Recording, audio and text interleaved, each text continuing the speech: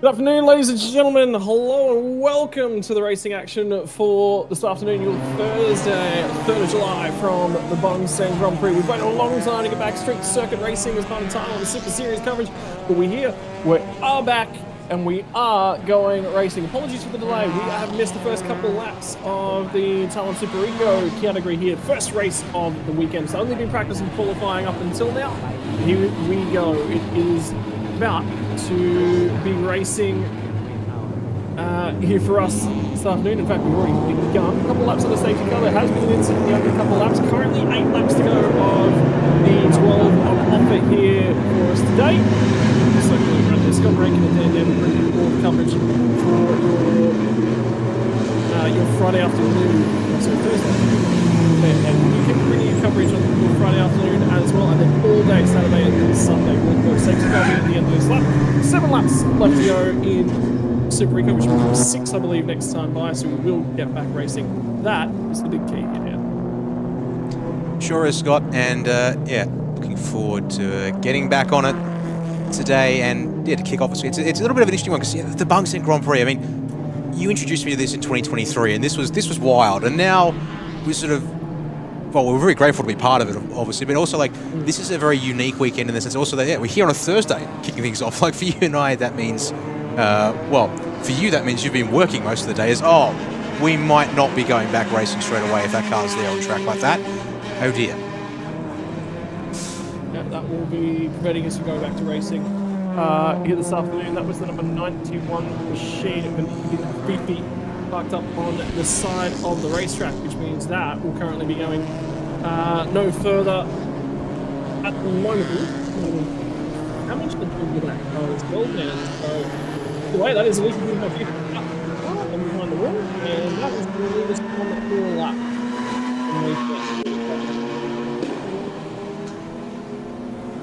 I mean, just look at that there, that response, visceral sort of, yeah, gut-wrenching feeling there. It seems definitely not the way they wanted their race to end. So I did hear a little bit of tyre squeal once we had some of the feed coming through there. So it makes me wonder if that was a case of something there that yeah, something happening there under the safety car. So this is almost certainly able to delay things and be a moment longer before we see some racing action. Still, the last confirmation we have was that safety car will be at the end of this lap. So, in terms of where Nicky Fifi was, I have a sneaking suspicion that was on the front straight, where he's been missing, but I don't have confirmation of that one, unfortunately.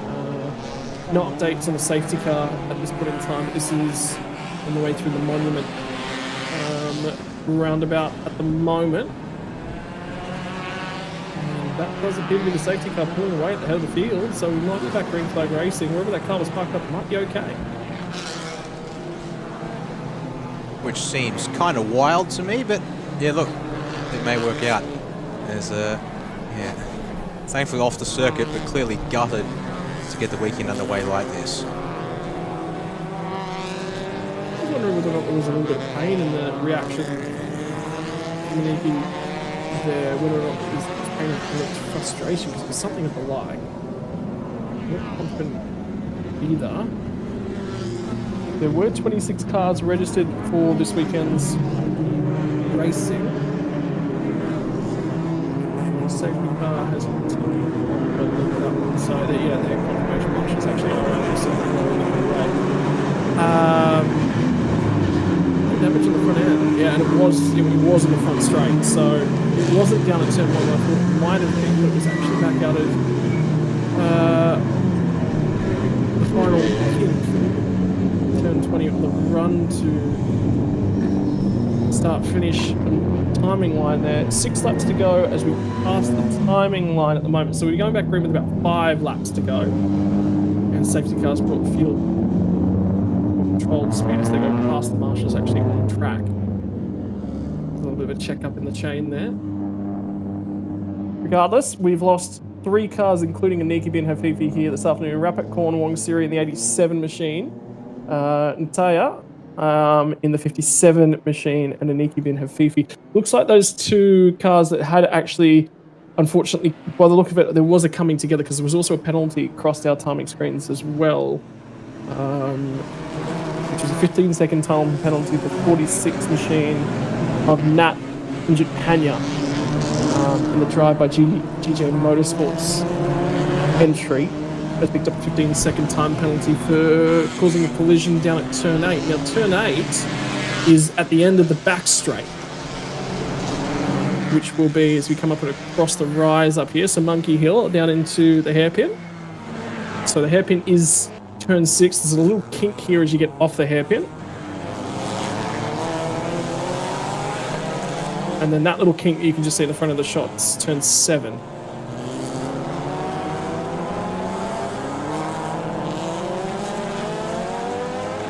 The 98 machine moment, which was Chinovich, who sits in 5th place. So that's the two teammates on the run up Monkey Hill, right up against the barriers, and that would be contact on the opening lap.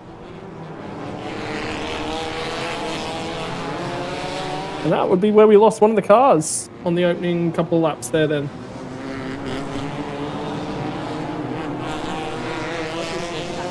Explains a lot indeed. There.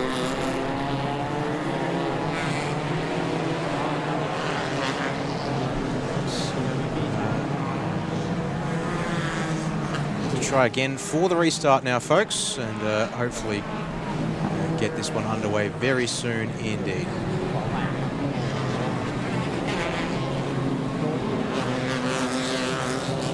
Righto, safety car will be about to pull away from the field. We'll be back to green flag racing here momentarily. Racing support crew out there in the stands, during racing action here this afternoon. Right, safety car boards are out. For that most recent replay that we've seen, the safety car has been away. It will be a 15-second time penalty for the 17 car. Which was that of Joy Boyu Jonathan, causing a collision at turn 3, and that would be the one that we saw the replay of a few moments ago. Green flags are in the air. Field leader is Meka Rikita. Will lead us back to green flag, and there's going to be 4 laps left to run when they pass the start-finish line. P2, Vongsapak, Katsiri, and Butavi Najit. You're going to round out your top 3. At the moment, 5 laps left to run. First time that we've managed to catch them in anger. Nearly 3 wide on the run down to turn number 1. And here comes the 98 machine of Chinovich to the inside. Gets blocked off. Nose covered. Uphill braking zone at turn 1. Into left-hander at turn 2. And then the long climb up Monkey Hill. They'll bounce over the curb on the inside because they want to shorten the run. And the thing about Monkey Hill is you've got to have pace. More contact at turn 3 up and over the crest. Here they go. And your Thailand Super Ecos struggling to climb the hill with the lack of power on board the majority of the front-wheel drive machine.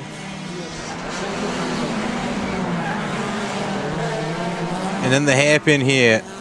First time just looking on board. How much steering even these little cars have to put into the corner here to really try and get around this place. It is a wild, wild venture to be able to hang on here. So the 90 here, Chinovich, out of the hairpin. The more he is fanning out across this circuit, trying to find any bit of room they can to maximise their pace, and missing the apex there for one of the P-Quick cars, but stays out of the fence. I believe that'll be Adapon, who at the moment is had a pancha in that intra-team battle. And look at the speed they're going to try and carry through the Monument roundabout as well. Be brave with the walls. Be brave is the words that we'll be giving to the drivers all weekend long. Street circuits, they're tough, they're narrow, there's going to be junk all over the road. That's what you expect. There's the seaside as well from Bangsaen. And now down and along the waterfront. What a picturesque location to go car racing as they tip it in to the fast and flowing turn 17. Bravery required, but too much bravery, and you'll be in the fence on driver's right, our left. Run down to the final hairpin. No matter where you are in the world, the one thing you have to respect is bravery at a street circuit. We get to do it on board the little buzz boxes. If anything with these cars here, Scott, like these drivers Oh, they won't necessarily have the mechanical grip underneath them. They've got, the compact nature means they're not afraid to really throw things. Their headlight flash with the 17 of Jiboyu. They're 9th place across the line here now with 4 laps to go. You work into this first 2 corners here. Deceptive, I think, is the word that best describes them, because you look at that, oh yeah, right-hand flick into a slowing left-hand corner. No, it's a bumpy right-hand flick. And it narrows up enough, and the fact you've got the walls right there, there's no margin for error anywhere on the circuit, but certainly at the fastest point of the track, even less so. Yeah, I think the big thing is as well for these little cars, you actually want to... Whoa, there we go, more incidents up at turn 3, and I don't know if that's a wheel sitting on the right front of the 39 machine of Nick Tao Hongshu at the moment. Indeed it is. He's just waiting for an opportunity to turn it back around for the Malaysian driver. Defense for the race lead at the moment.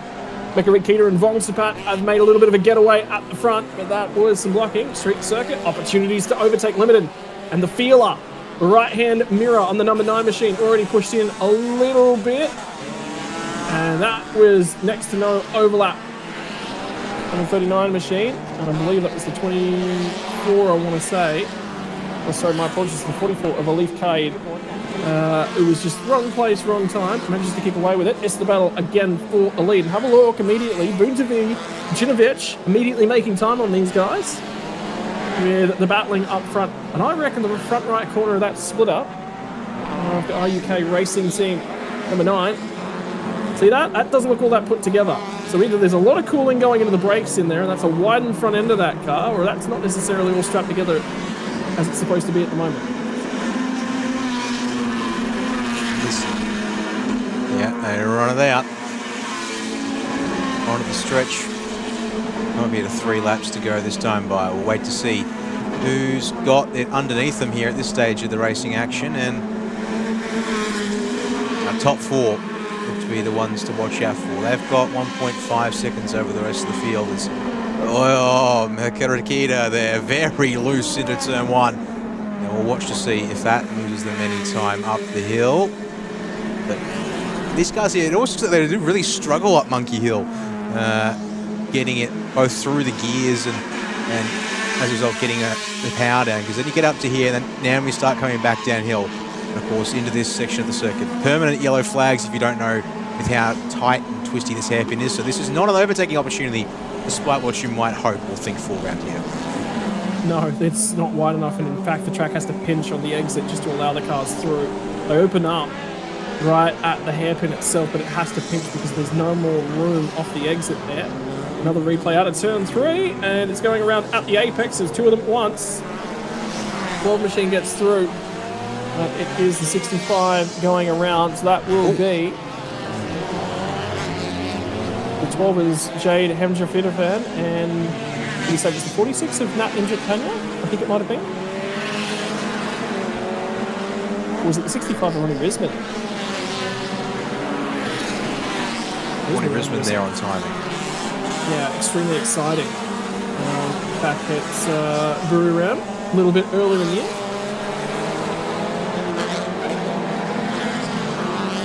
I don't think this battle for the lead is going away anytime soon now. No, if anything, it's becoming very much a 2-horse race. Oh, lock-up stuff from Mekarakita. Can't get it stopped to the final hairpin. Vongsapat gets here. He needs no further introduction, but it looks of things there up the inside through the double apex hairpin there to end the lap. And he'll now have to cover down towards turn 1. In fact, he commits to the right-hand side of the track as Mekarakita is going to go through his back behind the final hairpin. One of our Be Quick racing cars, Adapon, has gone around, and it's on for the lead across the line. Mekarakita has apparently got quite the power under his right foot, but he's on the outside through turn 1 here, Scott. Oh no! Yeah, Voxapat's going to cover him off all the way to the fence. Driver's left-hand side. Both of those cars, I don't think, are going to make the finish. Oh, they're taking P3 with them. Through goes the 98 machine. Didn't see that one. Buntavi's being caught up, and it's Chinovic will lead them out of turn 1. Where did that come from? We've lost the 26 machine of Adapon as well, all in that. So, first race of the weekend, Thailand Super Eco, and the blocking, the aggressiveness has certainly stepped up. You know, that was on Mekarit Kita. No, sorry, my apologies. It was on Vonsapat. You come across in the braking zone. There was still overlap between those two. That one, I guarantee you, that one's going to result in a discussion, a heated discussion back in pit lane.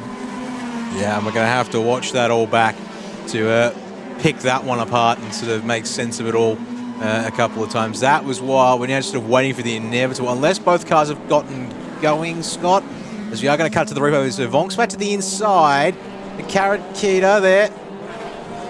And I mean, he's there, and I think you're probably right to say that that probably is on Vonsapat.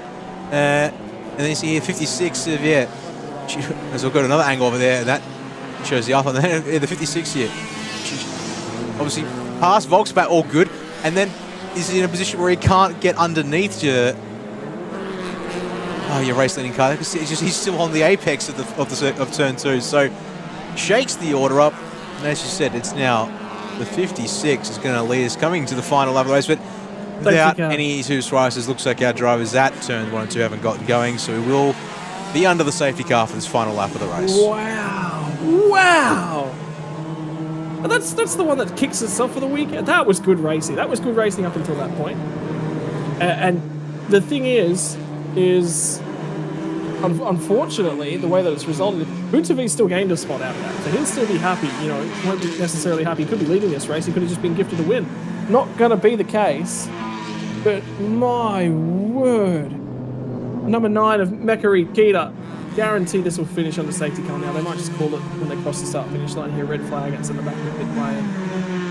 Because they'll have a timing beam here, and that'll allow them a little bit more time. That was a huge hit at turn 1. Would not surprise me to see marshals down there inspecting those barriers, just because of the speed of the hit, the weight that went in there, and the fact that we've got this afternoon next up Super Touring for 60 minutes. But to finish the day off, we have Super Pickup C-Class drivers as well. So I'd be wanting to have a look at that barrier before you let the Super Pickups out there. That's my concern. Oh, without a doubt, they'll be checking that over closely here today. Yes. Well, there's why.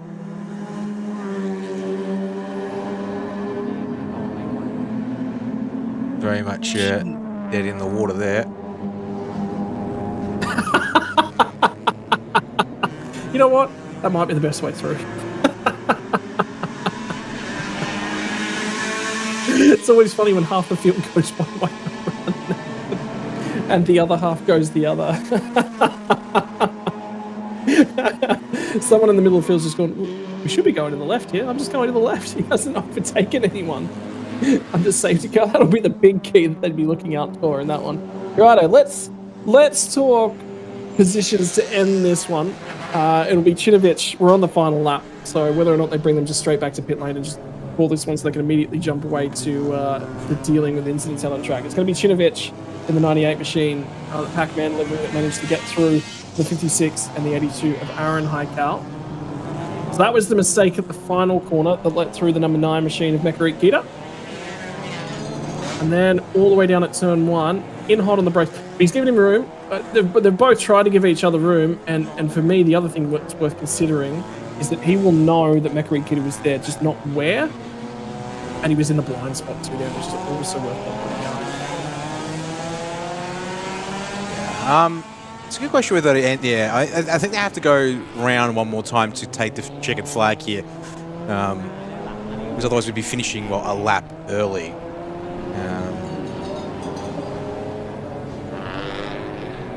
And we'd only be classified after 11 laps of racing if the safety car was to pull over now. So I think that should explain up. And as you see here, the number 98 machine going to be the one to take the checkered flag on this one today. And get this last little bit of the lap done. And yep, smiles, peace signs at the end of it all. Also perhaps a little warm in the car too, not too surprising that either.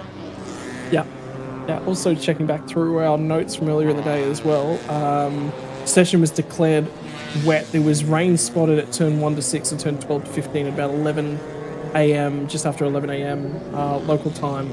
This morning, it's now 2 o'clock in the afternoon, so obviously 3 hours ago. Since that's happened, but the track was declared wet at 11:15 or so. Number 44 car, I'm assuming that's probably going to be Formula 4 Southeast Asia entries, was asked to turn on their rain light during one of the practice sessions earlier today. So there has been rain in the area. Grip levels won't necessarily be all that high, but it doesn't matter because there is one driver who's going to be on a high, and that will be Chinovich Romyanon, who is going to take out race 1 of the weekend for Thailand Super Eco, and race 1 of the weekend in general. A little bit of a gift, but you've got to be in the right place at the right time. If he was 20 meters further forward, he might have got tangled up in it himself, as we saw for Boontavi, who will come home P2. So it was right place, right time. And you know what? I reckon Pac-Man had one of the mega pills, the power pills. He might have just been eating the competition there. That's one way to put it. And yes, well, we'll be looking forward to seeing how it all goes now for the rest of this weekend. Of course, the big thing really is to note that, host of racing as part of the Bangsaen Grand Prix weekend, of course. As we look at now your results here. First up, the overall podium, Chinovich, Boontavi, and Aaron there to come across the line. Aaron Haikal, that is, top 3. And then in the overall division, Aaron Haikal, Jiboyu, and Vongspak gets Siri. So how's that there, actually, timing-wise? Vongspat's still going to get classified there 3rd in the overall class. C+, Chinovich also has the overall race winner, but Boontavi and Sorowich just around now those 3, and 2 drivers here in Class C this weekend. Set up a corner ahead of Adele Liu in this first race of the weekend for Thailand Super Eco here, Scott. And there's your top 10 with all the classes combined. Yeah, and a good mix of those as well. Chinovich getting it done today. Fastest lap for that session, by the way, was run. It was a 2:04. I have a sneaking suspicion it might have been the number 33 machine, Vongsapak Kasiria. Yes, it was running fastest racing lap. Did manage to cross the line down in 8th spot. So good job by him. They'll all form up. They will run their way back into pit lane. We'll get an opportunity to have a look at the highlights and potentially some of the stuff that happened, unfortunately, off air. Like I said, apologies for everything that went on. Next up this afternoon, Super Touring. So the first of our 1-hour races for the afternoon. We'll be finishing it up with Thailand's Super Pickup to bring us home this afternoon. The C-Class drivers always worth hanging around for a watch. That's the reason I think it's the end of the day. One of the more exciting classes. I've actually got some friends that have just landed, I think, back in Australia today from a Thailand getaway over the last couple of weeks, and they're always over the moon about their. They go to Thailand once a year. So hang around for next week in Bangsaen for the racing, because I kind of want to be here about this time next year. Yeah, they're missing out if they've just come back to Australia in that case. That's timing that they did goofed, in a sense. Unless they're not particularly straight into motorsport, and so therefore perhaps it's not quite a big deal for them. But one of the other things here at Bangsaen, I should also note whilst we're looking at this, Scott, the pit lane configuration here is certainly a little bit more unique compared to what you might be used to if you look at a conventional racing track. Given the tight confines and the fact that we're in a seaside town/city, we don't really have a conventional pit lane. But we do have ourselves a lovely U-shaped pit complex here off of the turn 18-19 hairpin. And if you'll notice those pit bays there, as you come into the pit lane for the categories with the compulsory pit stop, and your Super Touring category will be that in this next session, and not permanent pit booms, pit bays. They're temporary across the weekend, meaning that you do have to share them across the categories. That looks like a car that's been returned to scrutineering post-race in the background there. Celebrations all around. That looks like our second place getter. I wonder if that's maybe Boontavi. Over and on the side celebrating with his team. Did look like the 56 entry. And home in P2. Aaron Heikel got back to P3 as well. จบลงแล้วนะครับสำหรับการแข่งขันรุ่น Thailand Super Eco นะครับซึ่งแน่นอนจากเหตุการณ์ที่เกิดขึ้นนะครับจึงทำให้ Best of the races for the weekend, run and done. Goody down in the pit lane, enjoying a quick interview with the driver. So, quick apology to everyone watching along at home. Apologies for not getting the stream up a touch earlier than we did. We missed a couple laps, missed probably the first half or so of the Super Eco race. We'll be with you guys, though, for the rest of the afternoon with coverage coming your way for the 1 hour of Super Touring. And that will kick off in about, they're due to be released from the pit lane anytime now, so they're running a touch behind schedule. And we'll have an hour of racing action for those guys, and then we'll be off to our Thailand Super Pickups to finish the day off. Gonna start. Sorry, third.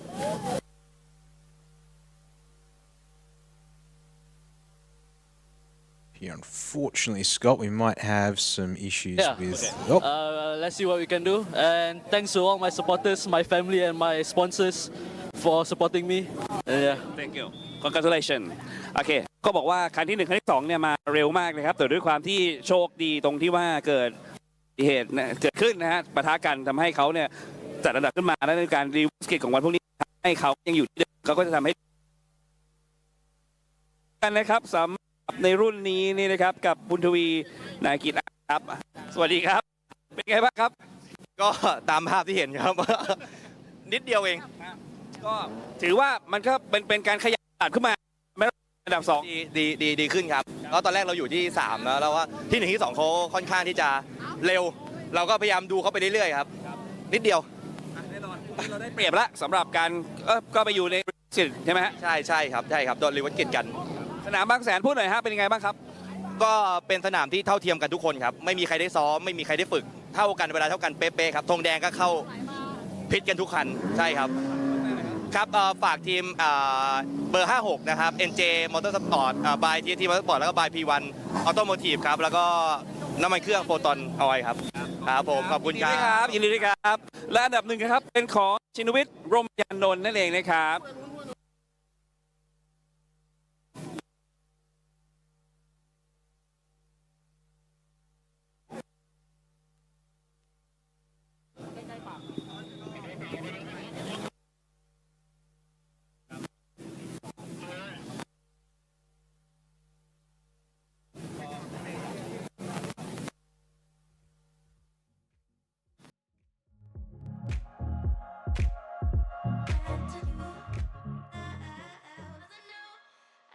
And apologies there, folks, for the interruption of the feed there from the microphones, at least. So we'll sit back for a moment. We'll get ourselves prepped in a couple of minutes. As Scott was mentioning there, not too far away from Thailand Super Touring. Race 3 of the championship. First race of the weekend here at the Bangsaen Grand Prix for this category of cars. Coming up in a second. And our first 1 hour race with a compulsory pit stop. But before we do that, here come the highlights from our opening race of Thailand Super Eco.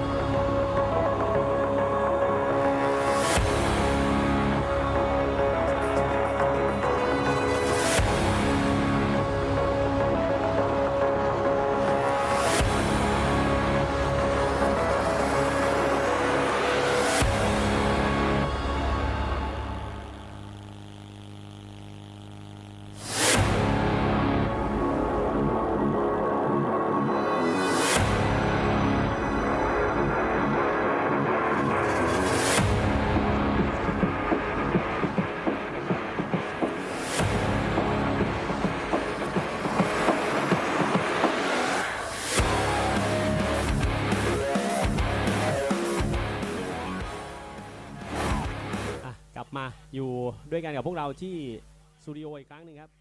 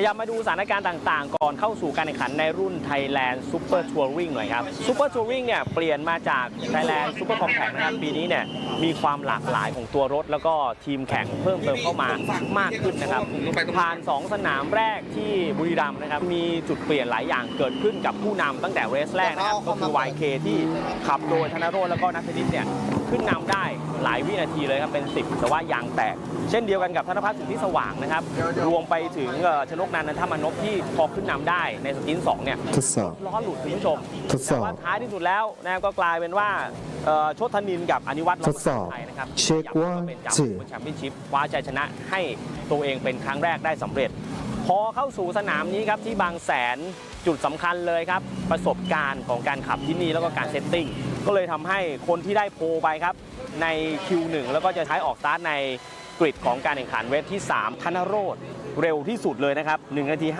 53.413 เป็นเวลาที่น่าสนใจมากธนโรจน์เองก็เคยมีประสบการณ์ที่เคยมีจุดพลิกผันที่นี่เหมือนกันรวมไปถึงณัฐนิชก็จะต้องวางแผนเรื่อง reliability ของตัวรถให้ได้เพราะว่าปีนี้เนี่ยพวกเขาเปลี่ยนรถนะครับจากสเปคที่เป็นเครื่อง NA มาใช้เครื่องเทอร์โบการปรับตัวทั้งเรื่องของตัวรถวิธีการทำงานนะครับแล้วก็ driving style หรือว่าสไตล์ในการขับนั่นเองซึ่งมันก็ต้องหาจุดที่ลงตัวให้ได้นะครับส่วนคนที่ได้ออกสตาร์ทจากกริดที่2คืออานนท์รอดประเสริฐนะครับโรงโป๊ะ power unit original คันไซนะครับส่วนตัวเขาเนี่ยขับรถคันไหนก็ได้เร็วทุกสนามนะครับแต่ว่าท้ายที่สุดแล้วในสนามแรกนะครับสิ่งที่ทำให้เกิดปัญหากับตัวเขาก็คือรถที่ยังไม่คงที่ถ้ารถแข่ง Honda City ของพวกเขาลงตัวเมื่อไหร่ภายใต้การขับของอานนท์รอดประเสริฐก็มีโอกาสจะเปลี่ยนสถานการณ์เป็นผู้ชนะได้ทีนี้ครับคนที่เร็วขึ้นมาอีกคนหนึ่งก็คือนักขับดาวรุ่งครับจาก Toyota Gazoo Racing Thailand ไอตัน อัศดาธรคือตัวเขาเองเนี่ยปรับตัวเข้ากับรถแข่ง Toyota Yaris Active ได้อย่างรวดเร็วแล้วก็พอเข้าสู่สนามที่2เนี่ยจะสังเกตได้ว่าด้วยคาแรคเตอร์ของรถแข่ง Toyota Yaris ด้วยหรือไม่ที่อาจทำให้วิธีการขับแล้วก็การปรับตัวของไอตันเนี่ยปรับตัวได้อย่างรวดเร็วกับการแข่งขันนะครับดังนั้นก็ต้องมาดูว่าพอจบการแข่งขันในเรสแรกเนี่ยซึ่งไอตันจะได้ออกสตาร์ทจากตำแหน่งโพลในเรสที่2สุดสัปดาห์นี้จะเป็นอย่างไรนะครับแต่ทั้งนี้ทั้งนั้นสิ่งที่ต้องจับตาดูในเรสที่กำลังจะเริ่มต้นขึ้นคุณผู้ชมธนโรจน์จะออกจากโพลอานนท์รอดประเสริฐกริดที่2ในแถวหน้านะครับการชิงจังหวะโรลลิ่งสำคัญมากเพราะว่าแทร็กนี้ถึงจะมีบางส่วนที่กว้างแล้วก็แซงได้ด้วยการเบรกแต่มันก็เสี่ยงนะครับนักแข่งก็ต้องวางแผนให้ดีขณะที่จ่าฝูงอย่างโชติธนินและอนิวัฒน์ครับไม่ได้ลงควอลิฟายใน Q1 Q2 ก็ไม่ได้ลงควอลิฟายเพราะว่าเบรกมีปัญหาฉะนั้นสุดสัปดาห์นี้ไม่ใช่งานง่ายของพวกเขาเลยการวางแผนกลยุทธ์การเข้าพิทและก็การเปลี่ยนตัวนักขับในเรสนี้สำคัญมากสำหรับโชติธนินแล้วก็อนิวัฒน์ล้อมมหาดไทยต้องทำอันเดอร์คัตให้ถูกจุดก็เดี๋ยวมาดูกันครับว่าเกมการแข่งขันจะออกมาอย่างไรนะครับสำหรับการแข่งขันในรูปแบบ 60 minute race ของ Super Touring ครับ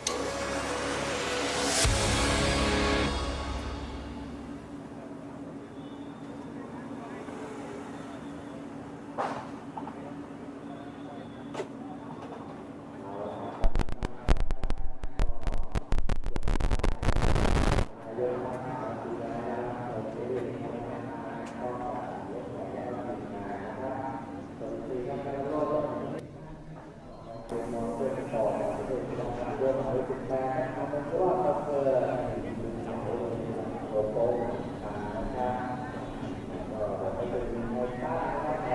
Hello and welcome back, ladies and gentlemen. Was a short break in between the two races. Like we said, they have lost some time and with issues today. Quite general at the Bangsaen Grand Prix to be trying to catch up time right throughout the day. Might be losing time out of the luncheon break over the next couple of days. It does mean that anything happens in the afternoon session should only be affecting the afternoon session.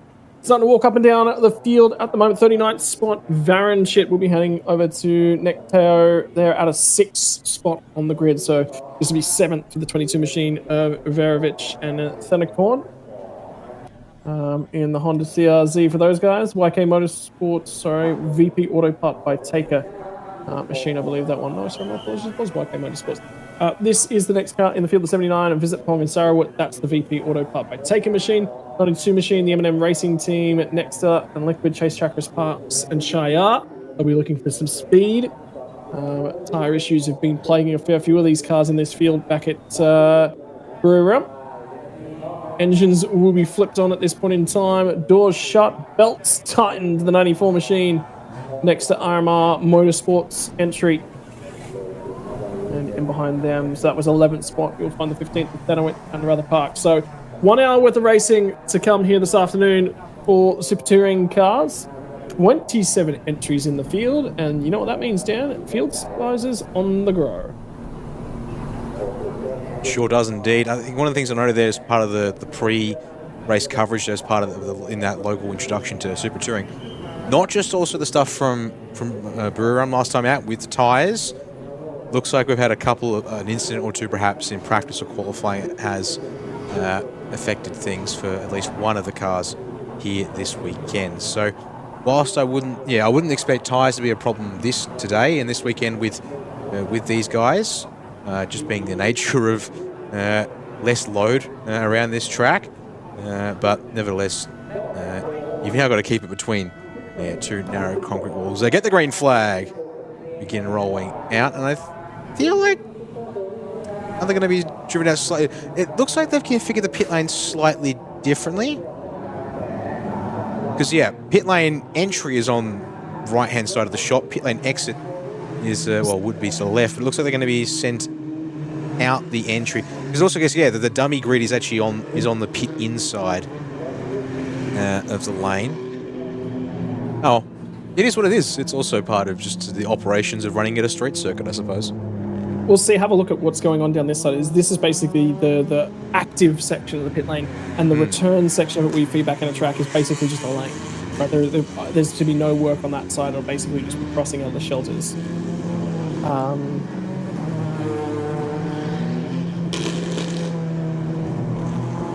So there's a little bit in that.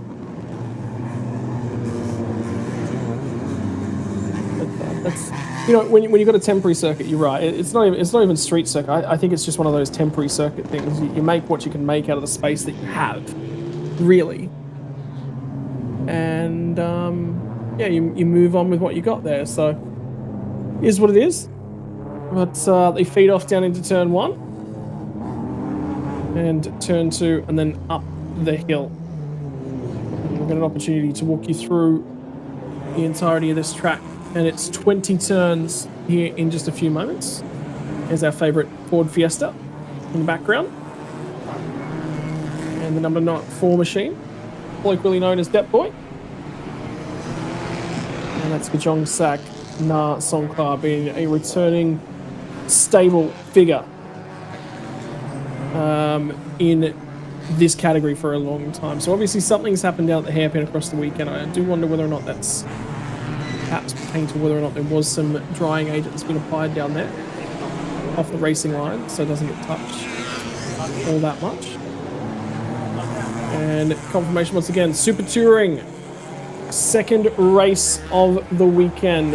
Racing activity started at Bangsaen on Tuesday. This is the layout of the course. That is Sector 1 all the way down through to Turn 6. The kink at Turn 7 will start Sector 2, gets you through the monument. Then it's the fast and flowing final sector, 13, 14, 15, 16, 17, 18, 19 and 20 to bring us back. 3.7 kilometers. Elevation change from the start-finish line all the way up to the crest at about Turn 4. Turn 5 onwards downhill, just about flat. throughout the rest of the lap. Winds its way up and through Monkey Hill. The slick tyres in operation here this afternoon. And those tyres won't get as much of a workout as they do at Buriram. And the speed's a fair bit lower around here. But to me, the biggest challenge, there's probably two big challenging aspects to this racetrack, and that's the turn 1-2 complex is very difficult to get in there and get right down.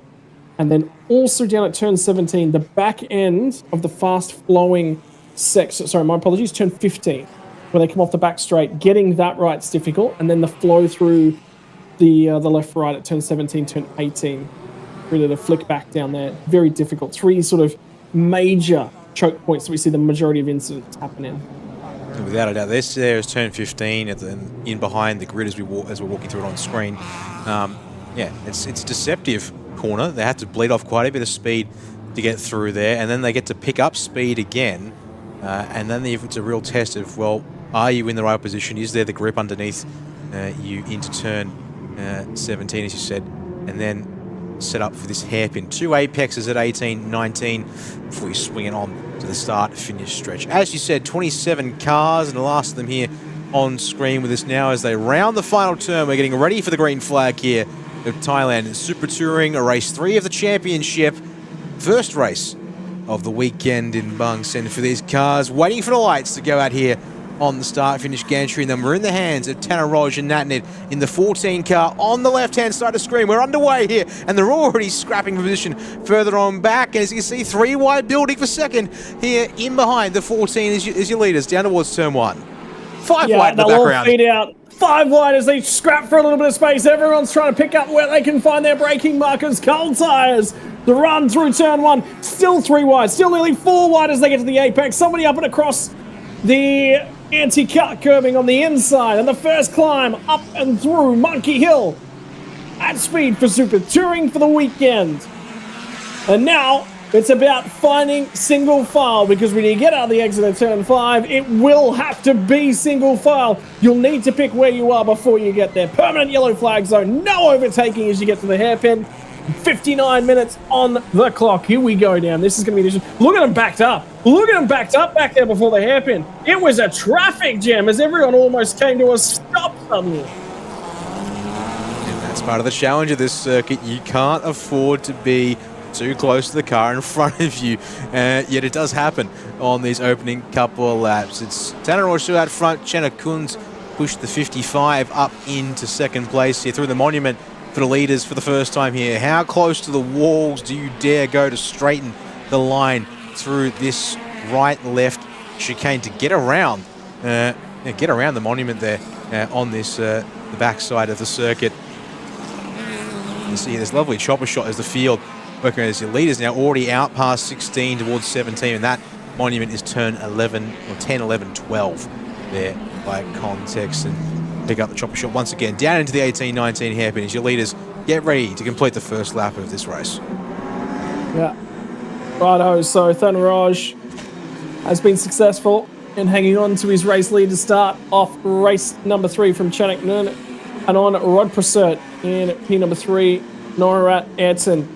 Visit Pong, Verovic, Varanchit, Anasorn, and Yotzer in your top 10. So we'll run you through the numbers on those cars. 14, 55, 18. That's your top 3. 25 and 51. 4th and 5th spot. 79, 22, 39, 7, and 88. Round out your top 10. Just about everyone starting to be single filed out. Keeping an eye out now for... Where was the first of the Toyota Gazoo Racing Team Thailand? Entries, and they sit 4th and 5th on the road. And there's confirmation in climbing tower of what we've seen from this opening lap. But remember, there have been dramas in the tyres. We also do have pit stops to come your way with compensation time added from race number 2 back at Buriram as well. Very good points to make there indeed. Should now be able to have a look at that information. That's basically, anyway, back to towards the front of the field here, into the monument once again. Eyes there on the 25 Norat Apavat driving start this race off, and right up behind a non-run pursuit, but up into turn 15. No time to get by on this second lap of the race, so stay in line, build the speed once again, and try to pick your mark around this place. There's a lovely drone shot that we can tap into here. There's a lock up for a non on the left front tyre into turn 18, but it's pulled up. Scott not going to overrun the corner on this occasion. Yep. And already that margin that Aroj has been able to start building out, looking nice and comfortable. This is a little bit deeper in the field. As we pick up the number 18, Machine of Anon is going to come under pressure from Noah Rat's going to try and get to his inside. The leading of the Toyota Gazoo Racing Team Thailand entries. Pulled it up a little bit shallow for turn 1. But it carries reasonably good speed into turn 2. So he's sacrificing there at turn 1 to get onto the line and carry a little bit more speed into turn 2. Closes up, recognises he wasn't far enough alongside to get that overtake done. And those are significantly more narrow mirrors on the number 18 machine, meaning he can run that car just a fraction wider, be up closer to the walls and still keep a mirror. On board here with Norat, and note there, the shifter handle on this car definitely looks a little unique, I'd say, almost the bent bar shifter rather than say a conventional handle. Stick a little further back down the field. We're going to go looking now. 59 of Critipass, who I believe is around 20th or so. We'll wait to see when they come around the turn 6 hairpin, the timing loop. Just as they come past that kink of the road there for turn 7, get an updated fix on their position. Here's Scott, and the answer is 21st on back for this group of cars here on the road. It's just maybe there's a dark shadow under those Honda Cities, or definitely not something dragging on the front end, and well, we'll have to find another time as we're back up towards the leaders as they're on the other side of the circuit at turn 17. That they are through the fast left-right down into the final corner. That was your race leader. There's P2, P3, P4, P5. So the top 5 all covered by less than about 4 seconds or so. But my apologies, just a fraction under 5 seconds to get out of the last corner on the run down the start-finish straight. So here comes the Toyota Gazoo Racing Thailand. Have a look at those narrow mirrors, though. Smart design when you're off to a street circuit to have them just about folded back against the car, like that. A wider entry on the run of turn 1, and the 25 machine with Noah Rat behind the wheel runs a little bit wide on the brakes at 1, sacrifices some speed there. So the 51 machine of Ayrton as the corn will start to make some margin. For reference, 54.939, 55.061, and the 55.160, all in the 1 minute. The Ford 55 for these guys. 20 seconds is the most recent lap time. And 54.747 for Channick just ahead. Fastest of the race, 4.358 for Raj at the moment.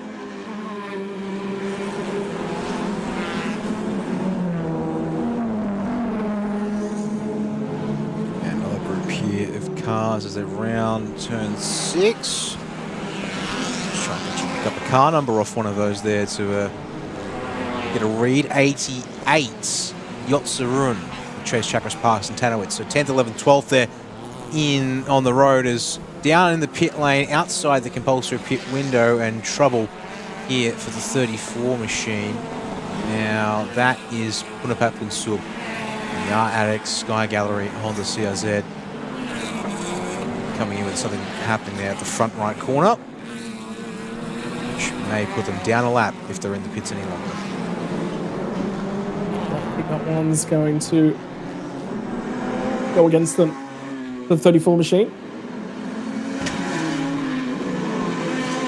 And I think the issue for Punapat, is going to be effectively an entire lap off the lead. What the lap times that time through? Well, a little bit of an improvement for a couple of cars inside the top 5 there. Everyone down in the 1 minute 54 is bringing the tyres in just a fraction more gently, and there was a mistake for Channick. We saw that Honda CRZ, all of a sudden Anon Radprasert was right on him as they come out of the hairpin on the last lap. 39 entry of Varanchit, 8th spot on the road at the moment. Aaron Sorn is right in behind him. So this will be Toyota Yaris versus Honda CRZ. Winghin Motorsports entry of the 39 of Varanchit ahead of the YK Motorsports machine and the number 7 machine. As they'll climb up and over the bumps at Monkey Hill. Tell you what, can't wait to see some of the onboard action from GT3s later in the evening. Later in the weekend, my apologies. Because the jumps and how stiffly these cars are set up as well. They are jumps up and over Monkey Hill. It's the right challenge of, how do you manage a car that's designed to be run on the flat as another car in pit lane? Kai Rulermark behind the wheel. There's number 94 from next to RMR Motorsport. And when you've got the bonnet up and you're digging deep into the engine block by the looks of things there, Scott, that is not a good sign as they watch you. Maybe poking around at other parts of the engine bay more so than the block itself. But that probably isn't going to be an easy fix either. So 2 cars in trouble here early on, it seems. We'll go back out to the track here. Looking at Anna Sorn. Solo entry in the number 7 YK Motorsports CRZ. And 9th place at the moment. But you've got next couple of cars directly in front of you here.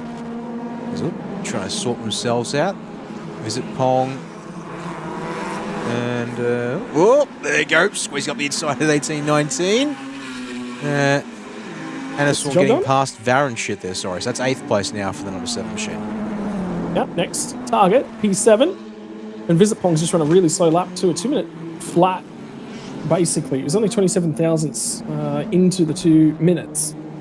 But that is a very slow lap. That's 2 seconds off the pace of the cars around him. So something's gone wrong in that car. New fastest lap of the race, by the way, for the number 5 of Ayrton Asdathorn. So that's the Toyota Racing Team Thailand car out of 5th spot at the moment. So our lead group's actually starting to come back together again. We're all running very similar lap times at this point in time. And it will come down to what can they make of themselves. Again, up through Monkey Hill. And this little battle pack continues to close up. Keep our eyes on the 79 machine. Looks like it's starting to recover the front end of this group. So whatever the issue was, his sector 1 time is back to normal. So whatever the issue was for Visit Pong, looks like it's okay. Might have just been a mistake out on the road. This is that lead group that we were talking about as well.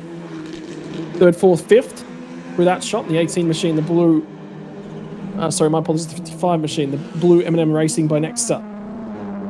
Entry just in front of those guys. That was the red CRZ that leads the race at the moment, which also went purple sector 1 on this lap. So the new fastest lap to the race about just be tripped by this lead group about 4 cars. Have a look at the attitude. So they come through the fast kinks at what is considered 17. Both of those corners are considered 17. That's bravery, Dan. Utter bravery. Just getting into their rhythm, perhaps you might suggest. Otherwise, because that was starting to push the cars a little more than they could handle. But it's worked out okay as a result. Down towards turn 1 once again. On this particular occasion, though, an on-road pursuit far enough ahead of Norat Apavat to protect. And that time, Ayrton Asdathorn. That Taylor was out into turn 1 for the number 51 Toyota Yaris from Toyota Gazoo Racing Thailand outfit. Now, that's definitely getting a little exciting there. Not afraid to kick things out as they're all starting to line up behind Chanonkun there in that bright blue M&M Racing team by Nexter and Liquimolli.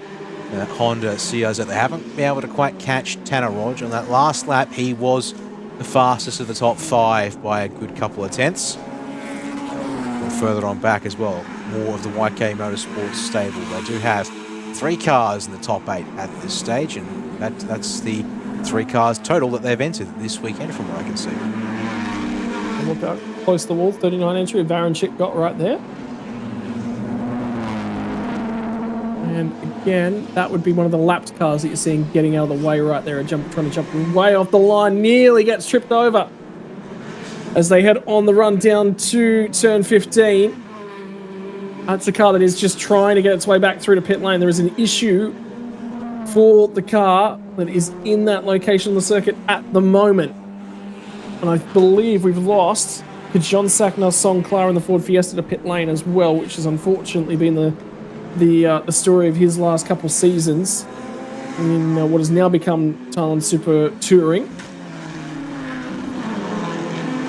There's the 55 machine in second place at the moment. 10. I'll give you the old adage around street circuits.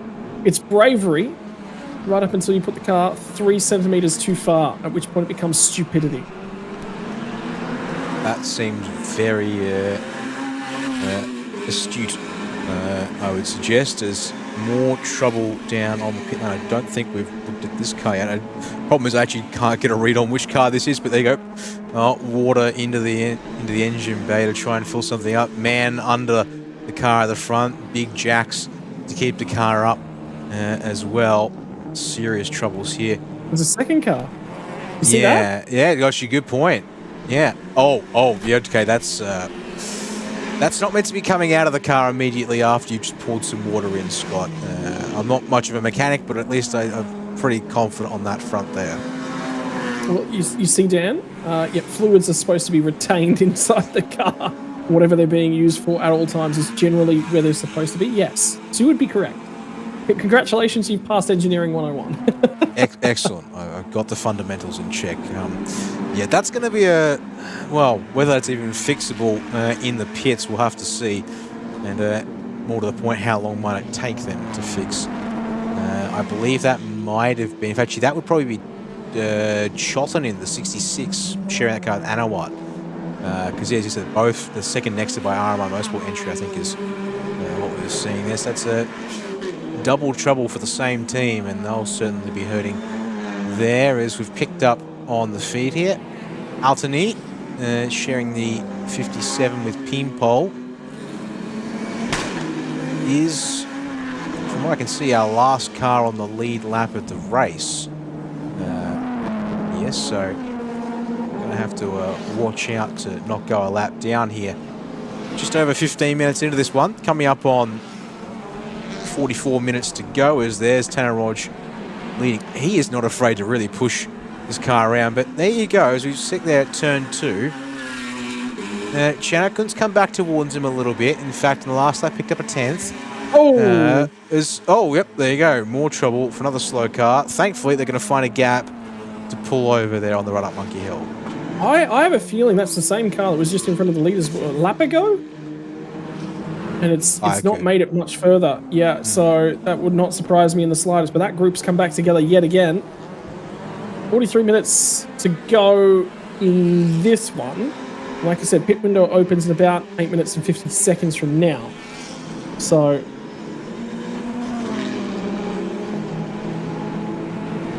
5 something. I'm going to guess that might be the 59 of Kritapas and Sipanen. Honda City, that's now missed a sector marker, is further on down the top 10. That's the Wing Hing Motorsports 38 machine. Going up, 39 actually. Nope, 38 on the windscreen. Where is that? Nabil just passing by Shannon Chicho, I think, for 12th place. Apologies. Get turns 1 and 2. And by the time we get it sorted out, up into the hairpin there once more. It's a job done there. And they'll fire down the back straight on the run for a street circuit, one of the only true 90-degree turns on the lap.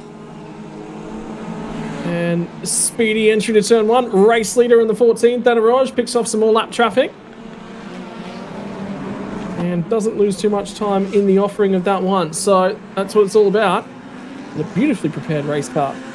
That's just dropped off. I believe that might be the 57 Honda CRZ. And of course, knee behind the wheel. It's just dropped off the lead lap. That was a very pretty looking race car. That's the 57 right there. So my apologies. That was not the 57 just dropping off the lead lap. That might have been, I think, Nabil on the 38. No, we just saw that car, so couldn't have been. Now they're all boxed in behind it, which the chasing pack will utterly love, but will absolutely be bothering Chanuknun, unfortunately, in the M&M Racing entry. look like a front left tire down, or is that car just sitting awkwardly on that side of the car? You'd think if it was front left down by now, that car would be struggling a bit more. I think they might just have it might just look a little funny as the Singer Motorsport Team Thailand entry in Super Touring for this year. Taiyo and Super Kit in the pit lane, and that's another car with the bonnet up. So, goodness me, we are now up to about 5 cars or so that have had to come to the pits prior to the compulsory pit window with some form of issue. Closing back up the bonnet, but is that going to be good to go again? I'm not so certain. There's more lap traffic for your leading drivers, and it keeps you getting sort of a fan in, form up and then fan out as they pick and try and pass through traffic there. Wong Siu, Fire Monkey Motorsport, also another team that we've seen racing in the Super Series GT categories, jumping down into Thailand Super Touring as well.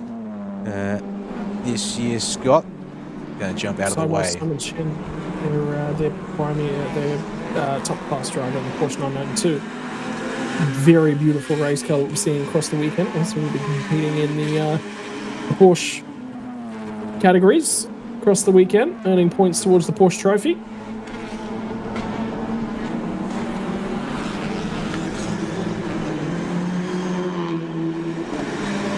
And this battle for 3rd through 5th is just not going to go away from us.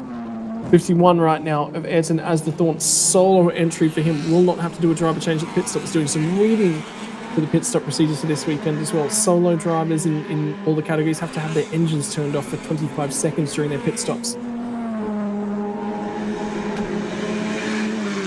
So I don't know if that'll be tracked separately to pit lane transit times, because remember, transit times pop through on our live timing. I don't know if that'll apply to all classes.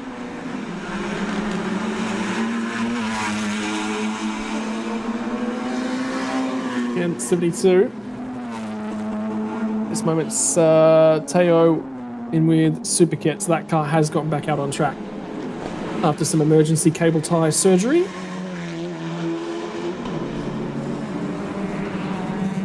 One of 3 cars who have come down the pit lane outside the compulsory pit window that has made it back to the circuit, as we have a second onboard angle that we get to enjoy in this weekend. Number 14 car, your race leader, Tanner Roj and Nane. This is what the inside of a Super Touring spec car looks like. So you got the Race Logic data boxes on top, the racing dash, and how's that there for turns 1 and 2? He is not hanging around there, even though he leads the race by 2 seconds, which is somewhat comfortable, it seems, at this point in time.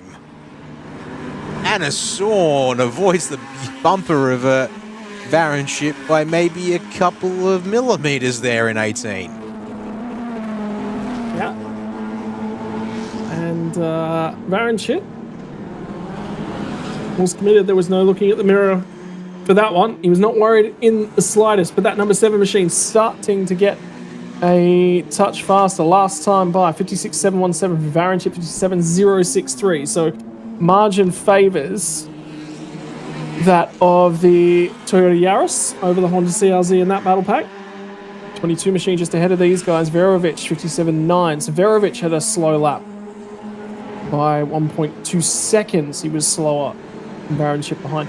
Varenship, by the way, in this group, fastest lap 55.917. So they've experienced some fall off in their tyres as well. So it looks like the best life's starting to come out of these tyres, although I've just seen a new fastest lap for our race leader, but it's not fastest lap of the race, it's their new personal best, 53.754. And we've seen a couple of 53.6s so far, and on Rod Presert, fastest lap of the race is 53.653.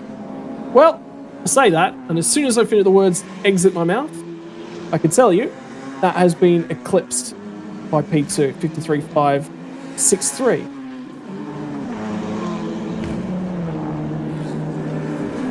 Here at the number 58 machine, Tanner Sith, the Teen and Kuroki Racing Honda City, currently sits in 15th place.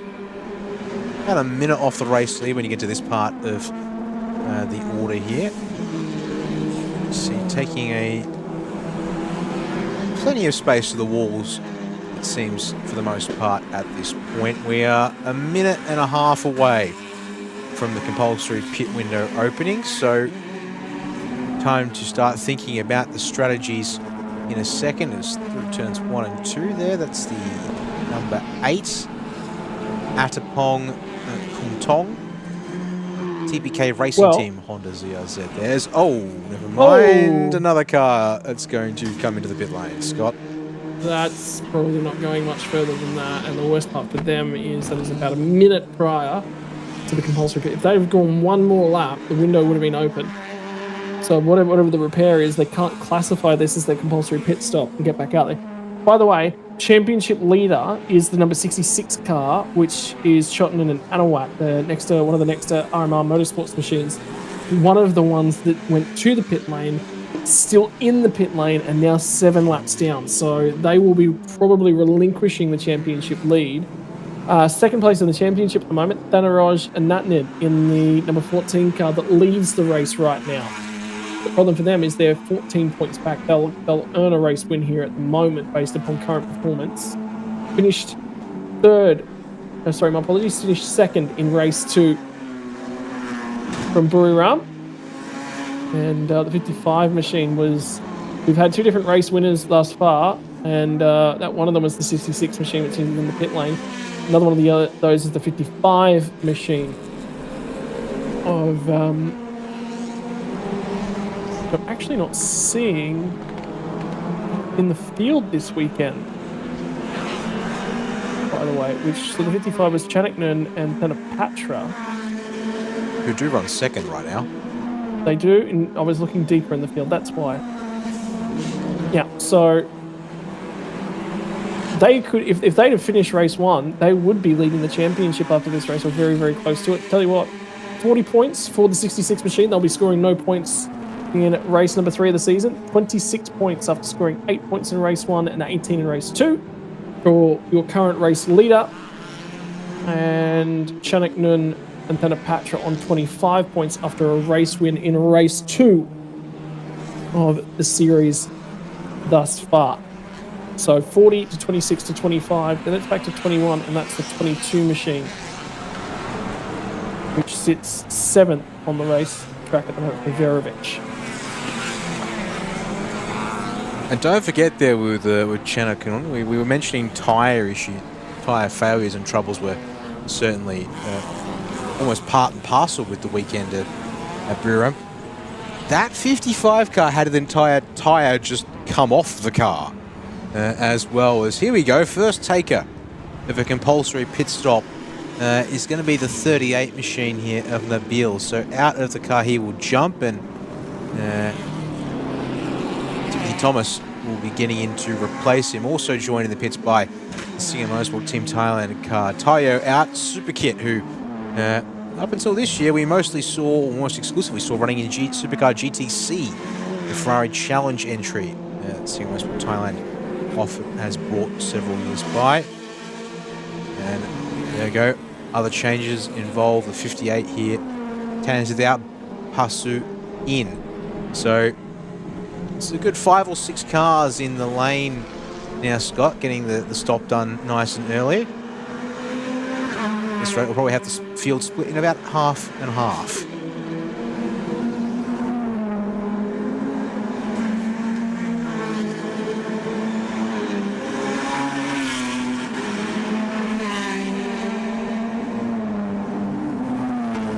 Yeah, here they all come. There you go. Pit window open, and they're starting to dive in. And there's the 22 machine, YK Motorsports car, doing their driver swaps, in and out. And that is going to be handing over the car of Verovich to Thanakorn. 79 also now enters the pit lane for their pit stop. Visit Pong will hand over to Sarawat. And the 79 VP Auto Part by Taker Honda City.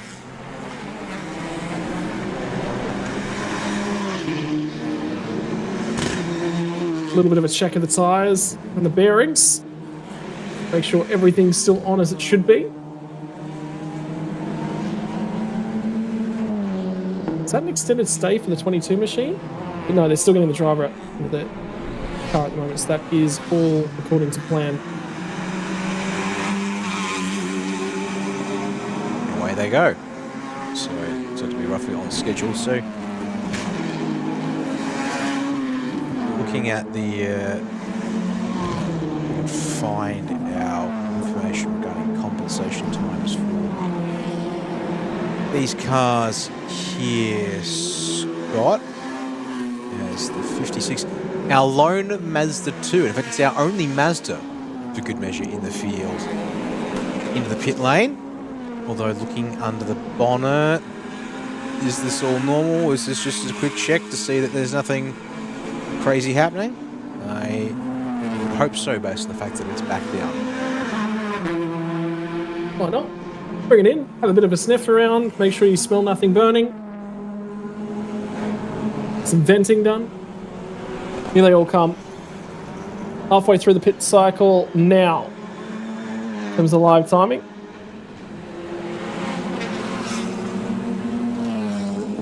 We've seen pit stops for more than half the field now. Only a couple left to come. Thanaraj is making use of that clear air out on the racetrack to just push a couple extra laps in. Might see him in at the end of this lap. They might split it straight down the middle.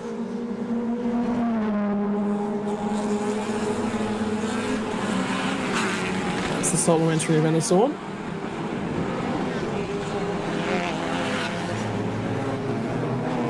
Ready to get him back out onto the racetrack.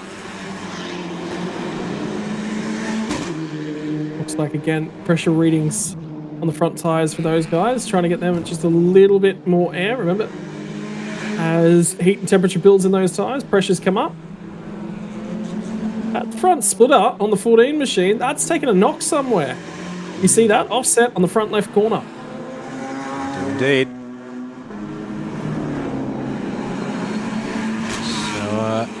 Going to continue on here as Thanaraj and start his 17th lap of the race. 16 in the books. But yeah, the more you look at that, you go, that's not healthy. You surely want to get in, maybe get that tape back up for when you jump out of the car and Natnid gets to take that car to the finish. To keep that in as good a shape as it can be now. With a bit of bodywork damage.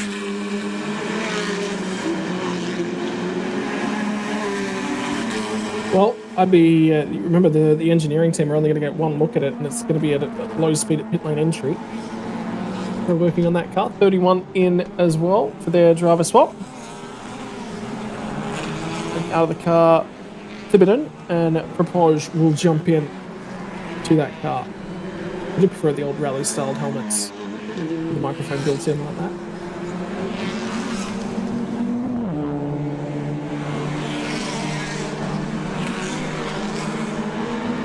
Idemitsu Racing Team Thailand.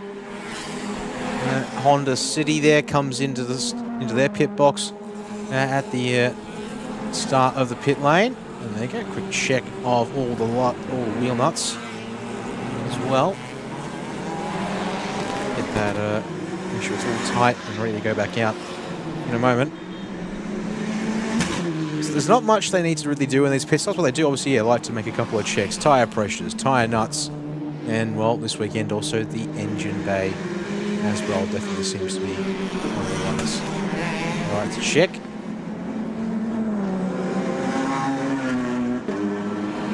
And a moment of calm in the pit lane, Scott.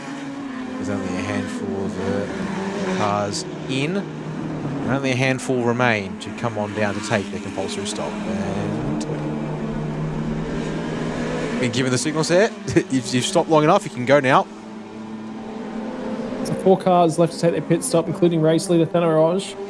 With the bulk of that one, Channiknen's second car, and remember he was in the lead group, so that's the 2 race leaders are yet to come into the pit stop at this point in time. Anon Radprasert as well was in that second group of cars, and Norarat's dropped time in the 25 machine, so that's actually our top 4 all yet to come to the pit lane, and that is the 31 machine after going back out, having issues climbing Monkey Hill. There is still some drive on that car because you would stop at that point rolling up the hill, but not a lot of drive. No, there he goes. That looked like he was rolling a bit better away there, so maybe some gear selection issues. Race leader. That's the margin back to P2. We'll wait for the 55 machine to cut its way through some of these shots. If it can, margin 2.5 seconds for the race lead.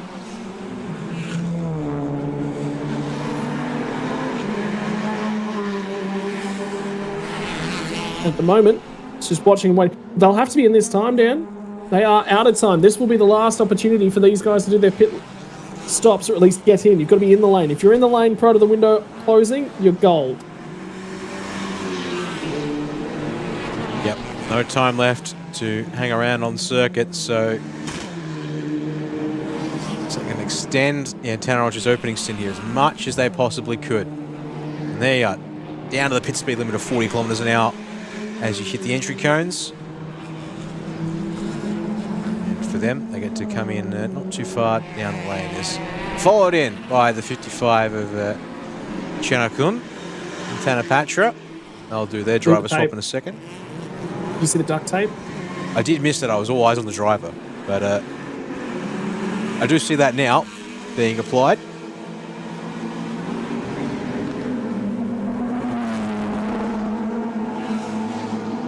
All over that front left corner of that car. Confirmation the window is closed. I'm seeing... I reckon we might have missed the timing section for the 55 car. It definitely came in. It definitely came in after Tanner Rogers. It was in the background of shot. So they're fine. They haven't missed the pit window. That's just timing. Unfortunately, not giving us an accurate picture at the moment. But I guarantee they'll be picked up on the way back out of the pit lane, which should fix a few of those issues. Battles back out on the racetrack. 36 machine. And I believe that was the 7 machine. So they're actually not fighting each other for position. Confirmation from the circuit. Pit window has now closed.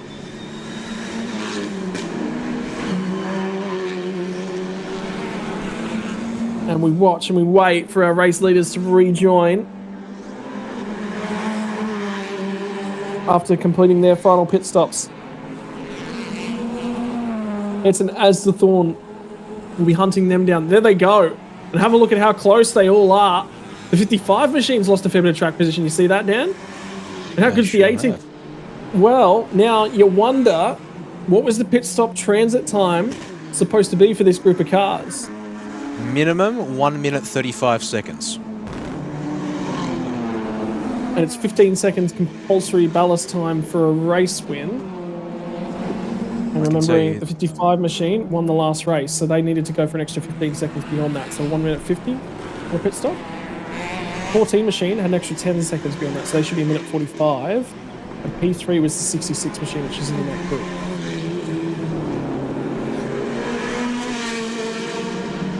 Yeah, just sort of rifling off some of the numbers for you here. So, number 14, YK Motorsports car over Tanner Rogers. They did 1 minute 45 seconds in the pit lane from entry to exit. So, satisfies the minimum. That should also satisfy the 10-second extra. Anon Rod Prosert, 1 minute 40 entry to exit. So there's a healthy bit of time gain there for them. 25 Noratnar Dole, 1 minute 39 through the lanes. So that was a quick one for them. And noting here, yes, and as the Thorn came in earlier than the rest of the cars, but has ended up a long way off the back of the leading drivers from what I can see here. And on track, that's slow. There's already some body work on the front right corner of that. Now, has it shut down or is there some drive? And where is that car?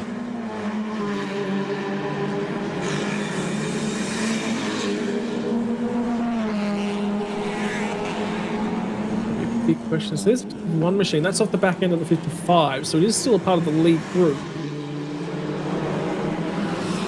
Ooh. Meanwhile, back up towards the front of the field. Change for the race lead off screen. And Odd Prosert through on that nid. Yep, so that will change things. But I think that's going to be a lapped car of the 92 machine, which should be now Chaya behind the wheel after Chase Chakras Parks took the opening stint. And that car that we saw a few moments ago, I don't think it's gone much further. We'll see it pop up in just a few moments' time, but we are going to a safety car.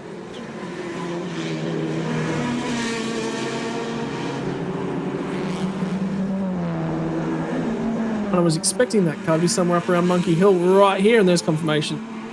Boards and flags now displayed.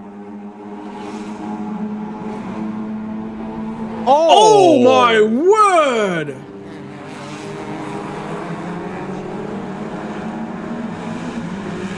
The front left tire is off that. He's had no brakes when he's gone in there. And this will take a fair while. And the first thing that the marshals will want me to do right there is to get a medical car to him as quickly as they possibly can. Oh my word! Oh no! I tell you what, those safety barriers down there have probably done a very, very good job. And that is the 65 machine, which will be Namkanech, has gone to the barriers at turn 2 hard after clouding them on the outside of turn 1. And we will watch and we'll wait. He was moving in the car. And that's him walking away in the background. So he's gotten out of the car and he is well, we hope he's A-okay. He might be a bit bruised, but that has gone in very hard on the left-hand side. And the roll cage has done its job. And I think the Tech Pro barrier down there has done a phenomenal... This is where I was expecting that accident to be, down at turn 15. Not at turn 2. And there was no locked brakes down, so it's nearly like he's had a brake failure going in there.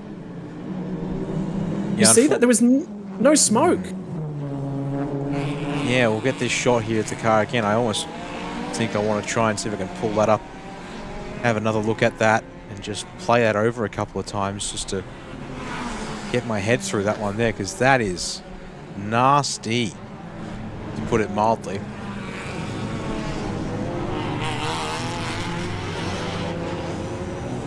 Wow, we'll have to watch and wait for word from the circuit. And like I said, that would have been Chenanchicha and the Nemkanech car, which was Insane Motorsport by ZIC. And I'll just take a quick look through my driver listings just to get some idea of nationalities. You guys watching along at home, but that was one of the biggest accidents we've seen in this series. Full stop. That was huge. 65 car, Super Touring, a dual Thai entry. Chenanchicha and Thadakul would have just handed over to Nemkanech for Sudata. The Insane Motorsport by ZIC entry. Huge incident. And that is the second time in 2 races that barrier at turn 2 has been clouded very hard in a similar location.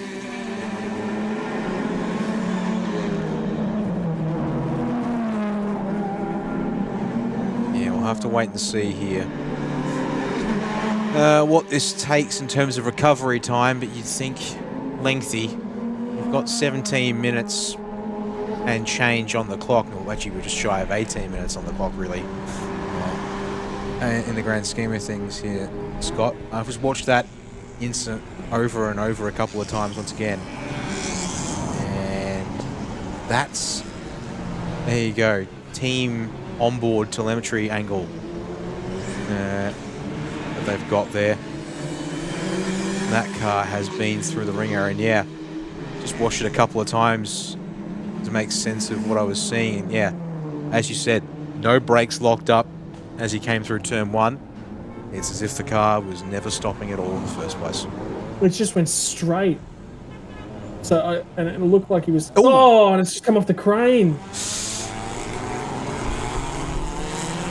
Tried to get it hooked up there in that that left front corner, and yeah, whatever it was relying on there is just given way. There's a safety car going backwards on track there too. So remember, multiple safety cars in operation as well for the series this weekend. That way, in case one fails, and safety cars tend to do a lot of laps when we come to Bangsaen.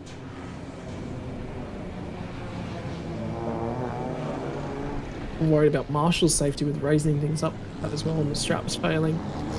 The speed of the extrication is obviously important from an event standpoint, but safe extraction is more important than anything else, and that's one of the things that they'll be discussing, I'm sure, as a result of that one. That'll be reviewed a few times over, and I can tell you as well, we also have Porsche Carrera Cup Asia here this weekend, and one of the pieces scheduled for this evening's activities around the track is about half an hour after the conclusion of racing for the day, is that Porsche Cup Asia will be doing an extrication exercise. So they'll be practicing getting in and out of the cars, and the crews practicing releasing them from the cars, because when it's in an emergency like that, you just want all the natural instincts to kick in. This is what the training's for, is for extricating drivers that may potentially be injured, not only quickly but safely, particularly when they're in compromised positions. I was looking at that car, and my first actual instinct was, do they want to just do a driver safety check before he gets out, that there's no head and neck injuries, because it's gone in sideways at the second hit. You can get a fair bit of whiplash. They are still protected for a side-on impact, of course, with those roll cages, and there'd be door paneling as well.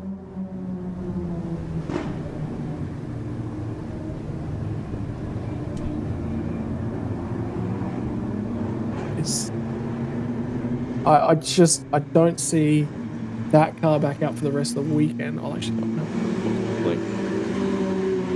We're expecting to see the Super Tourings again.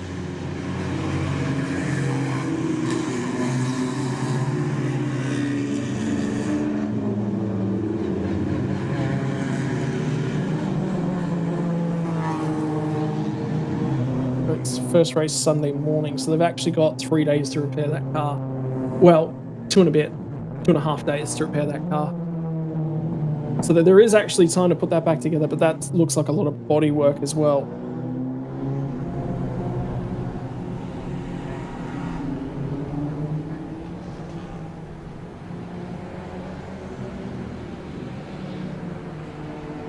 Yes, with the way everything works out here this weekend, and like for example, tomorrow is a day of a lot of qualifying, which we won't be covering, as you said. We do have 2 races tomorrow afternoon/evening at the circuit, which we will pick up. Toyota Hilux Revo 1-make race, which is one of the unique categories. So we are going to go to a red flag situation here at the circuit, Scott, so it looks like these repairs are either going to take longer than is viable, or a combination of also recovering other cars that have stopped elsewhere around the circuit means we may need to call this one short as a result. Always a number of those cars could be extricated as well. On the barriers after giving up the ghost up Monkey Hill earlier on in the piece.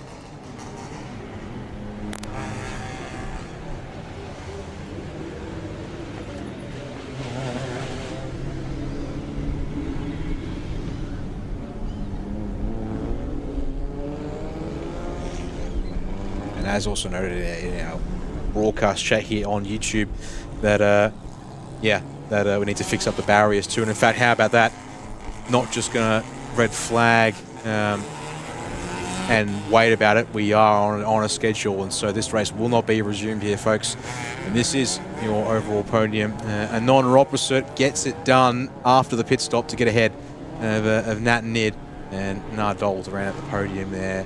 So that is your top 3, and then there is your top 10 drivers here in the Thailand Super Touring for this opening race of the weekend, Scott. And just like that, unfortunately, it appears we're going to be all wrapped up a little earlier than we thought. Still have 1 race to come today, but well, I guess this is now the time where the team at the track are going to need to we're going to get the chance to hopefully get that all sorted out. We're looking at about, let's see here, race start is meant to be in about 35 minutes time. To put it all into context, to keep things on schedule to wrap things up today. There should be enough time to get back there. They're already down there moving that car and getting into the barriers, but I feeling that crane. If that's a piece of the crane that snapped, but it looked like it was a piece off the car or perhaps a strap that had snapped down there. And they should be able to just get a replacement and lift it out nice and quickly. Right, getting those Tech Pro barriers back up in a good position. But I think the bigger one's probably going to be the outside at turn 1 becomes the inside turn 2. That went into the barriers there at a high rate of knots, so there'll be structural inspections to go on over there. Resetting the Tech Pro is probably not too much of an issue because it'll just be air gapping and structure gapping things designed to give. And safety car will lead the field back to pit lane. Race leader on screen. Let the celebrations for the mini wing mirrored number 18 begin. On a non-rod pursuit, maybe a race winner for race number 3. And the 18 machine sits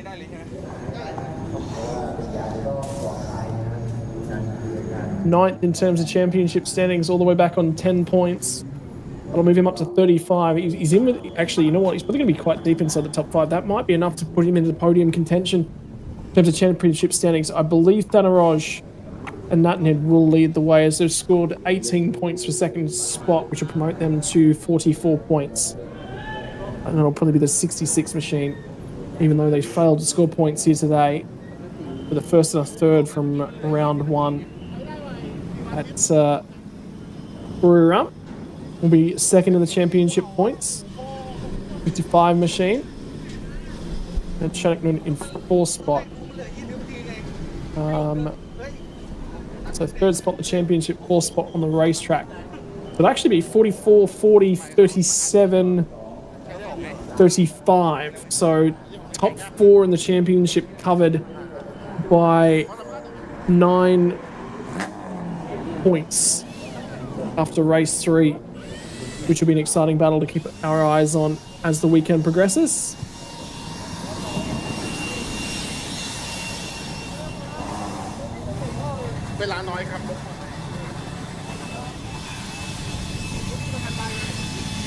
Guarantee we'll get ourselves a highlights package coming our way here in a few minutes' time. You can already see the teams walking tyres back out of the pit lane and clearing that one out for use by next category, as you'll see the Thailand Super Pickup cars start to feed into that dummy grid on screen right now.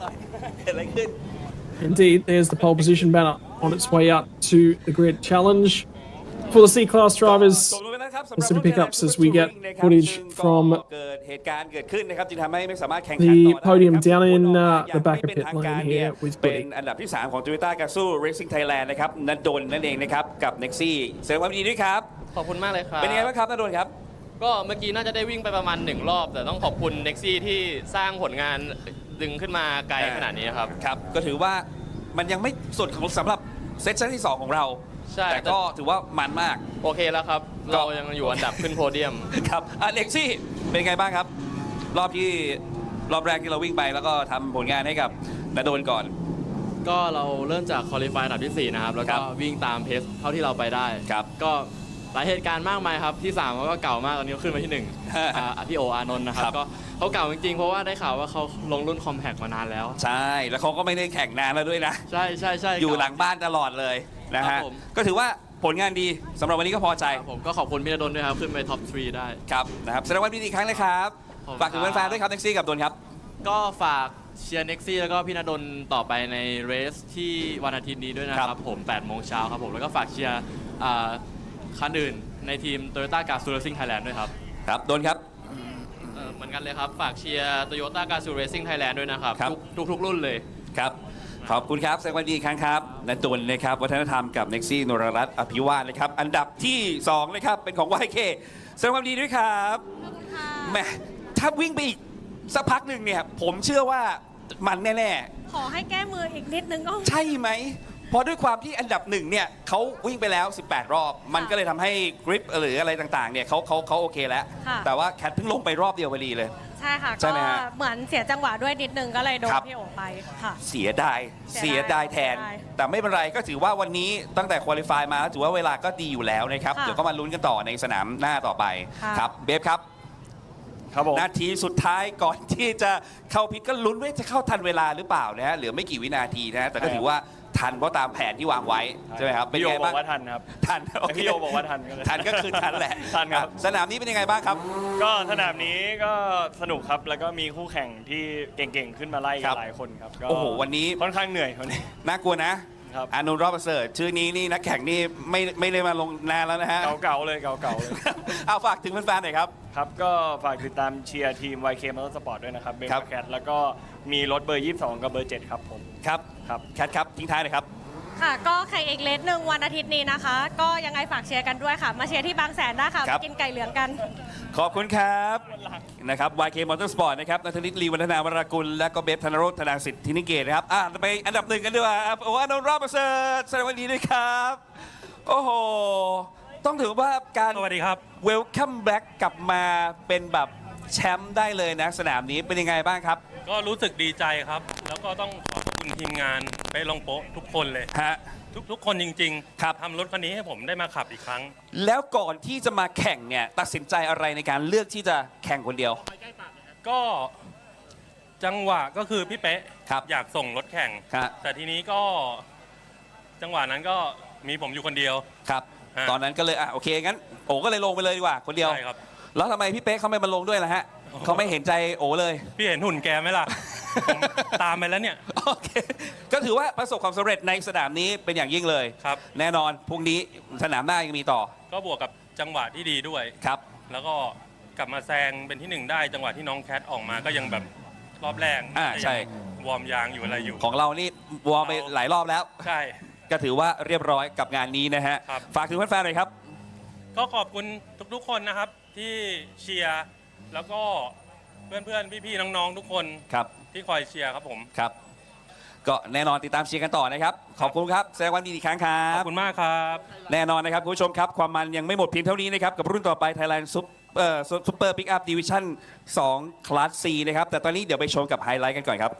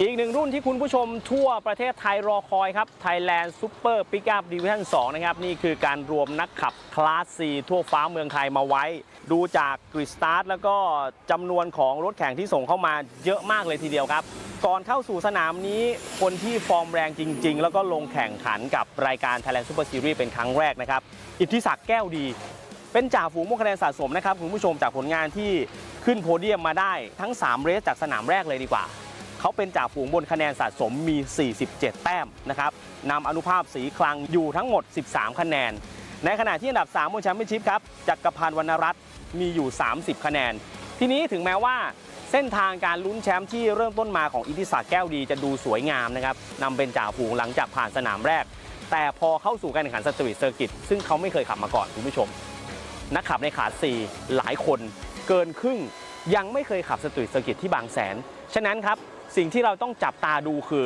บรรดากลุ่มที่เคยทำได้ดีในสนามเปอร์มานเนนต์เซอร์กิตอย่างช้างที่บุรีรัมย์ก็อาจจะมาเจอปัญหาใหญ่ที่นี่และทำให้คะแนนสะสมมันพลิกกลับไปอีกด้านหนึ่งได้นะครับมาดูตำแหน่งโพลกันครับผ่านการควอลิฟายมาแล้วอนุภาพสีคลังได้ออกสตาร์ทจากโพลโพซิชันเวลาที่ทำได้นะครับดีเลยทีเดียว2 นาที 0.761 นะครับในขณะที่กริดที่ 2 เป็นของจักรพันธ์วรรณรัตน์จักรพันธ์ก็อยู่อันดับ3บนแชมเปี้ยนชิพอนุภาพอยู่อันดับ2บนแชมเปี้ยนชิพเขาจะอาศัยโอกาสนี้ในการเปลี่ยนสถานการณ์ขึ้นไปเป็นจ่าฝูงได้ไหมนะครับส่วนชื่อที่น่าสนใจอีก2ชื่อนะครับก็คือสุภมงคลเดชเพชรสุภมงคลเป็นคนที่เร็วอยู่แล้วตั้งแต่สนามแรกที่บุรีรัมย์นะครับแต่ปัญหาคือรถพังครับแล้วก็ไปเจอฝนด้วยหลายอย่างมันคือจุดเปลี่ยนนะครับสุภมงคลสนามนี้ถ้าอยากมีลุ้นแชมป์ประจำปีในคลาส C ต้องกลับมาให้ได้ต้องชนะหรือไม่งั้นต้องยืนโพเดียมให้ได้อีกคนนึงกลับมาสร้างสีสันครับโต๊ะกลางวุฒิพัฒน์คงกิตติพงศ์คนนี้ขาโหดคุณผู้ชมจับตาดูให้ดีหมายเลข98นะครับเลื้อยทุกโค้งดริฟทุกโค้งนะครับก็เป็นหนึ่งในนักขับที่ขึ้นชื่อว่า aggressive แล้วก็มีลีลาที่แฟนๆมอเตอร์สปอร์ตชาวไทยน่าจะชื่นชอบครับส่วนกิจที่5เป็นของวิทยาไร่ใหญ่ครับนั่นคือเวลาที่ทำได้ของการควอลิฟายนะครับแล้วก็กรีดสตาร์ทในกลุ่มของท็อป5เอาละครับเกมการแข่งขันรุ่นนี้ครับ Thailand Super Pickup Division 2 รอคุณผู้ชมอยู่มันแน่นอนครับ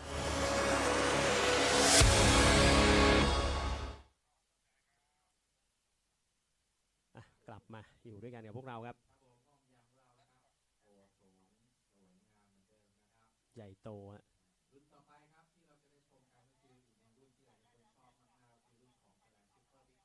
ครับแน่นอนนะครับก็จะมีบรรดานักแข่งหน้าใหม่นักแข่งดาวรุ่งนะครับมาร่วมแจมกันในการแข่งขันของรุ่นนี้ด้วยซึ่งเราก็ยังคาดเดาไม่ได้นะว่าในเรื่องของการแข่งขันที่สนามบางแสนเนี่ยเขาจะเป็นอย่างไรเพราะว่าหลายๆคนยังไม่เคยลงเลยนะครับโอ้นี่ชุดพิเศษฮะ โอ้คนนี้คอสเพย์เป็นอะไรฮะดาวไม่ถูกจริงครับโดเรมอนน่ารักนะกล้องนี่มีสักโลโอ้มากเลยนะครับกล้องครับและอันนี้คอสเพย์เป็นอะไรฮะคอสเพย์เป็นอะไรไม่รู้ฮะผมยังเดาใจทางทีมงานไม่ถูกใช่ให้เราดูอะไรแบบนี้นะเสียงก็เลยสั่นเครือกันไปกลับมาย้อนกันต่อครับรุ่นของปิกอัพครับเป็นรุ่นสุดท้ายของมีโชว์ความหล่อของฝรั่งนะครับคนข้างๆก็ยิ้มหวานเลยนี่ไงสามีนั้นหล่อไหมล่ะโน่บอกโน่ถามว่าหล่อไหมบอกโน่เหรอสามีเอาแฟนเอาให้ชัวร์นี่ครับกลับมามุมสวยๆมุมนึงสาวเป็นยืนให้กับคลาส C แน่นอนครับเขาเป็นกริดเกิร์ลนะครับหวานเลยนะครับอันนี้คุณพ่อคุณแม่คุณลูกครับลูกน่ารักใช่ไหมครับกลมบล็อกเลยนะฮะหน้าตาดูดีนะครับดูดีมีอนาคตครับผมเห็นพุงแล้วแบบน่าจิกมากเลยลูกแม่จกให้ดูเลยนะครับไม่กลัวเลยไม่ชอบอย่างแต่พ่อฝรั่งครับหล่อเลยใช่อายุโอเคคูเชิร์ตเป็นแฟนนะอยู่บริเวณแถวฮันกุ๊กครับแล้วก็มั่วๆไปเกาหลีมั่วๆไปหน่อย นี่ทีมกู้ภัยเรานะครับ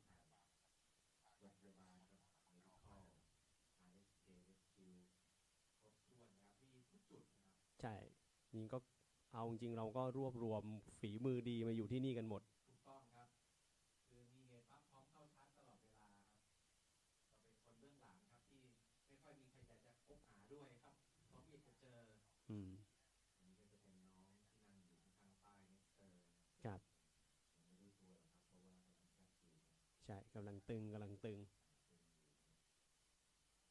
ม่ได้ดึงนะมันตึงเองครับ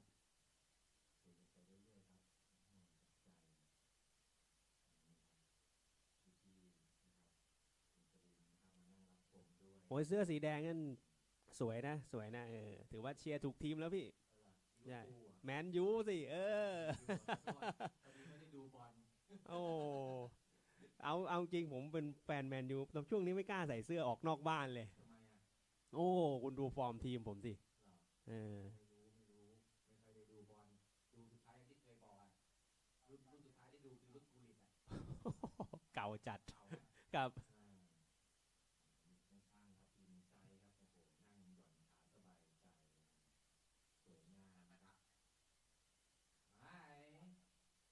You do? Yeah, I do. I know you do. Okay. อะไรก็ How do you do ไงคุณสบายดีเปล่าไงบอกI do you ต้องตอบเป็นI do ไม่ใช่ I see โอเค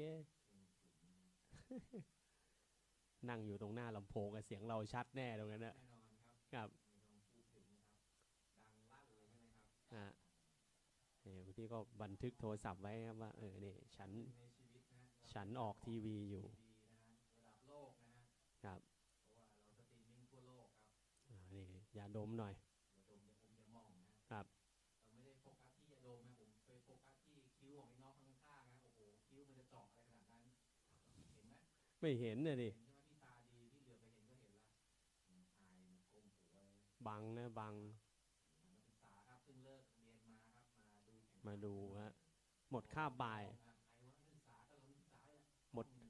หมดคาบบ่ายพอดีโอ้โหตรงนี้ซ่อมแบรีเออร์เลยนี่แหละครับที่ทำให้ธงแดงเพราะว่าแบรีเออร์เสียหายก็แน่นอนความปลอดภัยต้องมาอันดับหนึ่งครับฉะนั้นก็ต้องใช้ในเรื่องของการเคลียร์ให้มันสะอาดคลีนที่สุดนะครับปลอดภัยที่สุดแล้วก็อยากจะให้เพื่อนๆมาชมกันจริงๆเลยนะครับบรรยากาศดีมากนะครับยังเหลืออีก3วันนะครับศุกร์เสาร์อาทิตย์วันนี้แค่เพียงวันแรกที่เริ่มต้นมีการแข่งขันนะครับเมื่อวานก็ซ้อมไปแล้วครับผม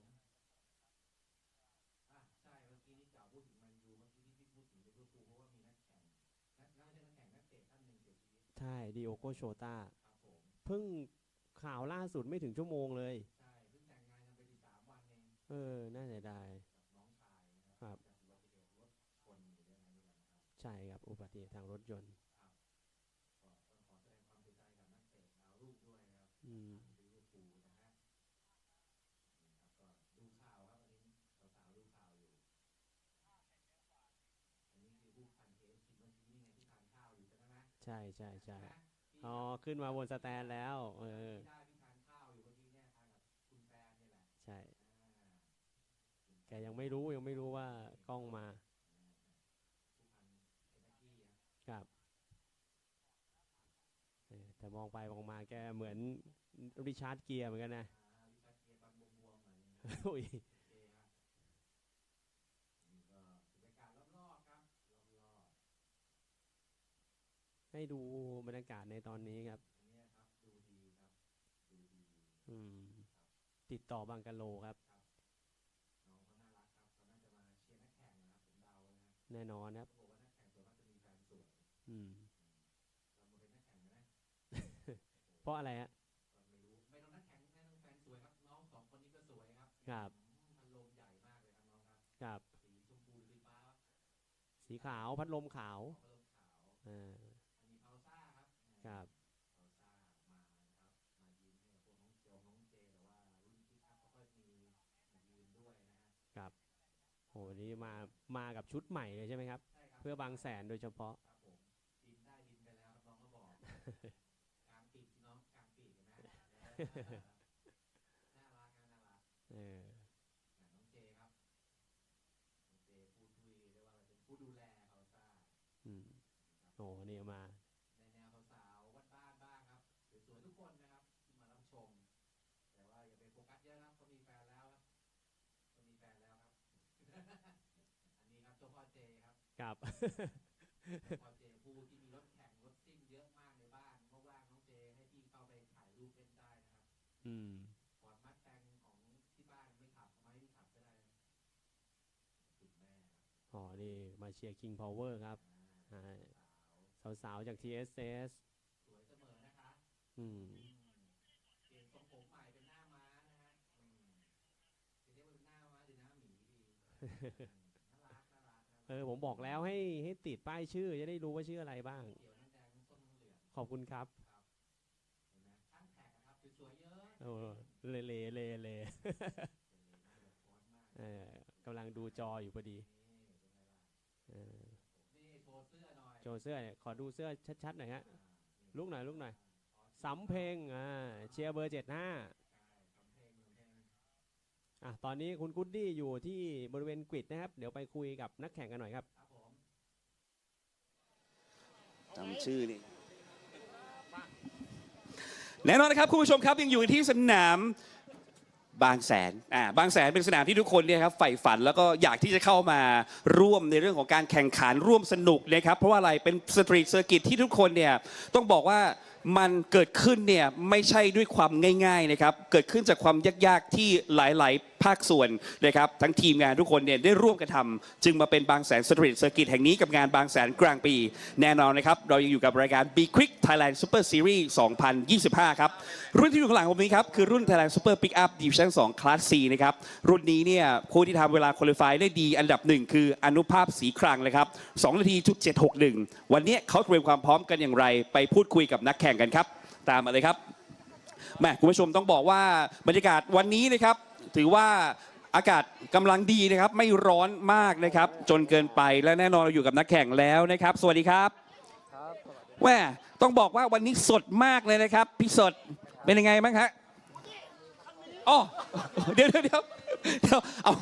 วก่อนนะฮะปิดกันตายแล้วมาบอกคุณผู้ชมให้รู้ว่านี่คืออีเวนต์ตายแล้วอันที่1เลยพี่สดสวัสดีครับอันนี้ไม่ได้เล่นมุกนะฮะคุณผู้ชมอันนี้ของจริงพี่สดเป็นยังไงบ้างครับอันนี้พี่อาร์ครับฮะพี่สดอยู่นู่นเลยอ้าวเดี๋ยวทีมงานเล่นตลกกับผมแล้วอันนี้กิจที่1ถูกแล้วพี่สดครับตามมาพี่สดมานี่มาอนุภาพสีคลังนี้ครับหมายเลขนี้เลย77ถูกแล้วครับโอ้ตายแล้วมานี่วันนี้ต้องบอกคุณผู้ชมอย่างนี้ว่าบรรยากาศสดๆอีกทีพี่สดเป็นยังไงบ้างครับก็สนามนี้มีความพร้อมมากครับผมครับไม่ผิดตัวแล้วฮะคุณผู้ชมอนุภาพสีคลังตัวจริงครับผมตัวจริงครับคุริฟายดีเวลา2 นาทีจุด761ถือว่าทำมาดีมากกับสนามนี้เลยตื่นเต้นไหมพี่นานๆได้มาสนามแบบสตรีทเซอร์กิตแบบนี้ตื่นเต้นเหมือนเดิมครับพูดถึงบรรยากาศของสนามแล้วก็งานในวันนี้ด้วยครับเป็นยังไงบ้างครับก็งานในวันนี้ก็เป็นสนามที่ขับสนุกครับมีความเร้าใจตื่นเต้นที่สุดครับครับผมต้องบอกว่าเตรียมความพร้อมอย่างนี้เลยนะครับถือว่าวันนี้แข่งหลายๆท่านก็จะอยู่ในสนามร่วมกันวันนั้นฝากถึงแฟนๆด้วยครับพี่สดครับฝากเชียร์ด้วยนะครับ77ทีมพมานโอ๊ตอูดทั้งควันครับครับขอบคุณครับพี่สดครับอนุภาพสีคลังนะฮะแม่ไปดูกันต่ออันนี้ถูกตัวเหมือนกันนะครับอันดับที่2คืออาร์ตนะครับจักรพันธ์นะฮะผมถูกท่านนะฮะถูกโอเคขอบพระคุณครับสวัสดีครับพี่อาร์ตแม่วันนี้เรามาเป็นอันดับ2ตื่นเต้นไหมโอ้มากพี่ไหนเล่าความรู้สึกจากใจของเราหน่อยกับสนามนี้เป็นครั้งที่เท่าไหร่แล้วที่มาที่นี่ครั้งแรกครับพี่ครั้งแรกด้วยยิ่งตื่นเต้นเข้าไปใหญ่เลยมากเลยแต่คุณก็คุริฟายมาเป็นอันดับที่2ด้วยนะใช่ครับโอ้โหแล้วแน่นอนว่าแสดงว่าในเรื่องของการซ้อมในเรื่องของการเตรียมความพร้อมการเซตอัพตัวรถก็ถือว่าสมบูรณ์แบบในระดับหนึ่งเลยใช่ไหมครับพี่อาร์ตค่อนข้างสมบูรณ์เลยครับใช่ไหมครับก็ถือว่าเตรียมความพร้อมอย่างดีพี่อาร์ตคลายความตื่นเต้นหน่อยเล่าให้ฟังถึงความรู้สึกของการมาได้ร่วมแข่งกับงาน B Quick Thailand Super Series หน่อยครับก็รู้สึกดีใจที่ได้มาแข่งสนามนี้เพราะว่าเป็นสนามที่ผมอยากแข่งมากๆครับบางแสนครับตั้งแต่สมัยเด็กแล้วครับผมวันนี้ก็คือ ถือว่าเป็นโอกาสที่ดีครับครับผมก็เหมือนฝันที่เป็นจริงเลยนะฮะใช่ครับจากสมัยก่อนเราจะยืนอยู่ริมเกาะเลยครับริมเกาะสนามเลยจนวันนี้เราได้อยู่ในสนามแล้วใช่ครับโอ้โหผมก็ถือว่าเป็นแรงบันดาลใจอย่างหนึ่งนะครับให้กับทุกท่านนะครับที่ดูรายการนี้อยู่ครับผมพี่อาร์ตครับฝากถึงแฟนๆหน่อยครับฝากเชียร์17เทนรูบิแคนด้วยนะครับครับผมครับประมาณนี้แน่นอนนะครับ17นะครับขอบพระคุณครับจักรพันธ์วรรณรัตน์นะครับและอันดับที่3นี่ทีมงานมาเชียร์กันเยอะเหลือเกินนะฮะทีมองโดก็มาเชียร์นะฮะบิ๊กสุภาพมงคลเดชเพชรโอ้โหเป็นยังไงบ้างครับดีใจไหมฮะที่ได้มาในวันนี้ก็ดีใจครับตื่นเต้นไหมครับบิ๊กใช่ตื่นเต้นครับก็รู้สึกยังไงบ้างกับการเตรียมความพร้อมในวันนี้บ้างครับก็เป็นปีที่2ครับที่ขับที่บางแสนครับแล้วก็ถือว่าเราก็คุ้นเคยกับสนามมาดีระดับหนึ่งพอสมควรนิดนึงเพราะขับมาปีที่แล้วปีนึงแล้วครับแต่ก็ยังตื่นเต้นอยู่เหมือนเดิมก็ตื่นเต้นทุกสนามอยู่แล้วแน่นอนแต่คือก็ผลงานเราก็ถือว่าต้นฤดูกาลที่ผ่านมาตั้งแต่สนามช้างแล้วเนาะเราก็ทำมาดีด้วยถูกไหมฮะเพราะฉะนั้นวันนี้ก็เตรียมความพร้อมแล้วก็ขอให้ประสบความสำเร็จในสนามนี้ด้วยเช่นกันครับขอบคุณครับฝากถึงแฟนๆหน่อยครับพี่ครับ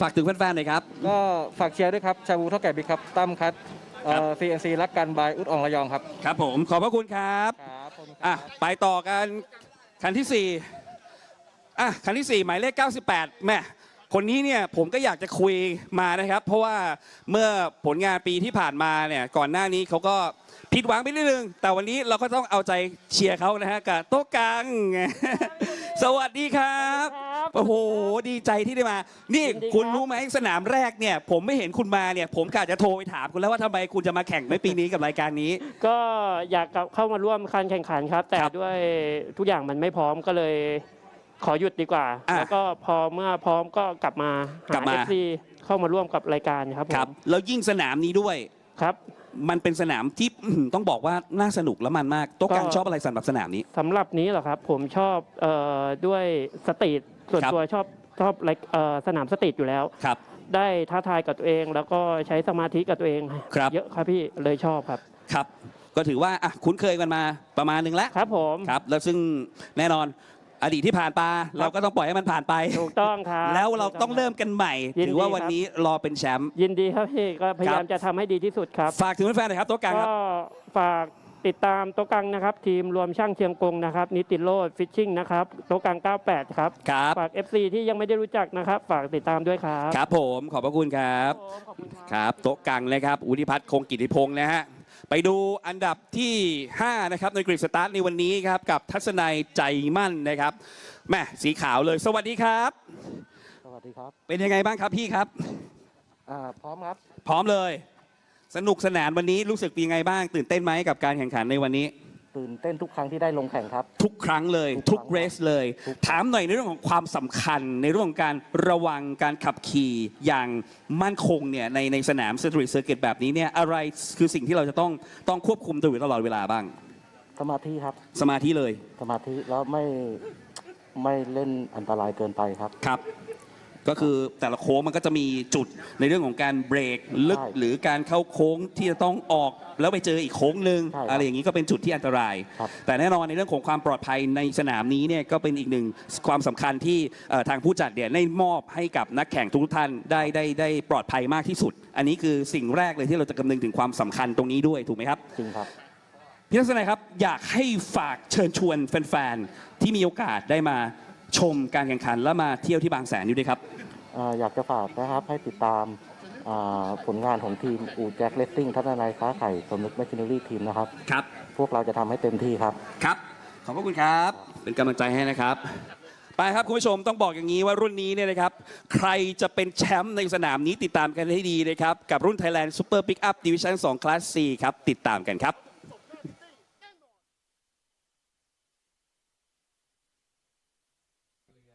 กับ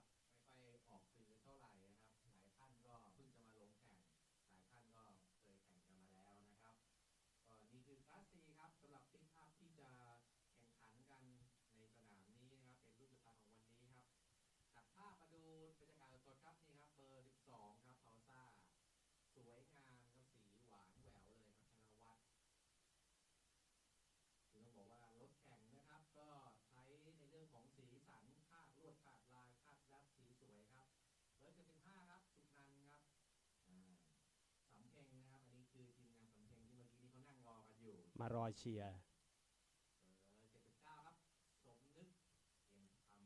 ครับโอ้โหดูแกคึกคักมากนะ อยากจะออกลบเบอร์ 8 ครับแดเนียลกรีนครับนี่ก็เพิ่งจะเอารถมาใหม่ๆนะครับรถใหม่เอี่ยมเลยยังไม่ได้รับอะไรทั้งสิ้นนะครับลงมาแข่งเป็นฤดูกาลแรกด้วยครับแดเนียลเบอร์ 84 ครับไหลมาครับลุสต้ามาลีบังต้านะครับบังต้าวันนี้เต็มที่นะครับเบอร์ 82 ครับกฤษไหวสบายทีมงานแฟตแมนครับไม่ต้องบอกชื่อนะครับว่าสำเนียงมาอย่างไรแฟตแมนเบอร์ 69 มันธนวัฒน์เนตรเดชธนสิทธิ์ครับลูกพ่อกาหลงครับพร้อมมากครับเบอร์ 86 ครับธนพัฒน์เจริญทีมดราก้อนโกอิงวันนี้อย่าหมุนนะครับอย่าหมุนเบอร์ 56 ครับศิริศักดิ์ชูจรคอมแพคเบรดแสนสุขการยางครับแล้วก็นี่เลยครับที่เมื่อกี้นี้มากันแบบว่ามาก่อนเลยเบอร์ 52 ครับศิริศักดิ์ครับ WTech Racing ส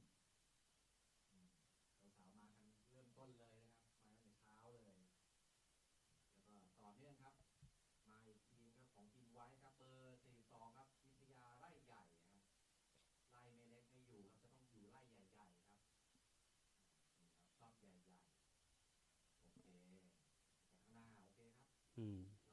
ให้ไปอยู่แล้วครับไม่ต้องห่วงต่อด้วยเบอร์ 30 ครับศิริศักดิ์แก้วดีครับปิดท้ายครับโอ้โหได้ออกสตาร์ทจากข้างหลังฮะเดี๋ยวดูหน่อยว่าจะไล่ขึ้นไปได้แค่ไหนครับอิทธิศักดิ์ปกติขับดีครับนี่มาต่อท้ายน่าจะมีเรื่องของเครื่องยนต์นะครับแล้วเป็นครั้งแรกกับสตรีทเซอร์กิตด้วยนะหลายคนก็เพิ่งเจอบางแสนนะครับโชคดีครับไม่มีฝนนะฮะแท็กไม่ลื่น17 คันครับสำหรับรุ่นของคลาส C เพื่อนๆทางบ้านเชียร์มีเกมไหมครับ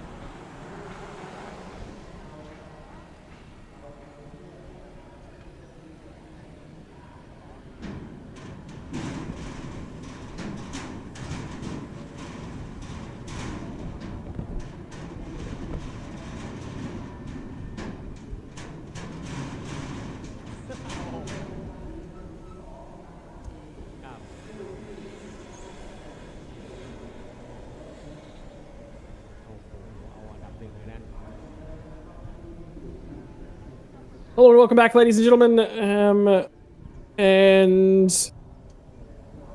it's about time to settle yourself in, get comfy, and enjoy, because here comes your Talon's super pickups, known on the category D2, but is the C-class licensed drivers, and a little bit of updates. Been picking through some stuff in the background as well. There were 15 drivers that took to the field across the weekend from Buriram's 3 races to kick the season off.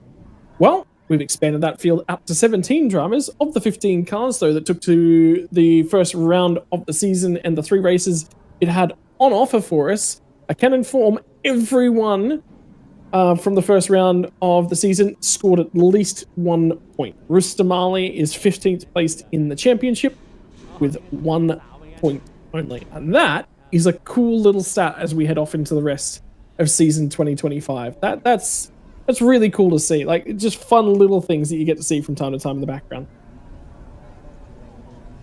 It's not something we see very often. In a championship that only awards points down to 10 places, to then see that, yeah, as you said, as enough issues do crop up at times. Now, I'd be curious to hear whether that holds true today. In Bangsaen as part of this weekend. One would think maybe not, but then again, it may just indeed. So that is a possibility. We'll have to wait and see, and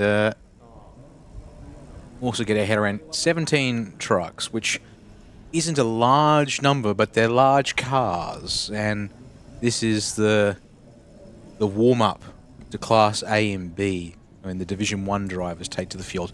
Later this weekend, mind you, not today, nor tomorrow. They will be racing on Saturday and Sunday. for them. In fact, our drivers here in Class C, Division 2, they'll be all done as of tomorrow for the weekend, because we've got that many categories, Scott, that we can't fit them in on a Saturday or Sunday like we normally would.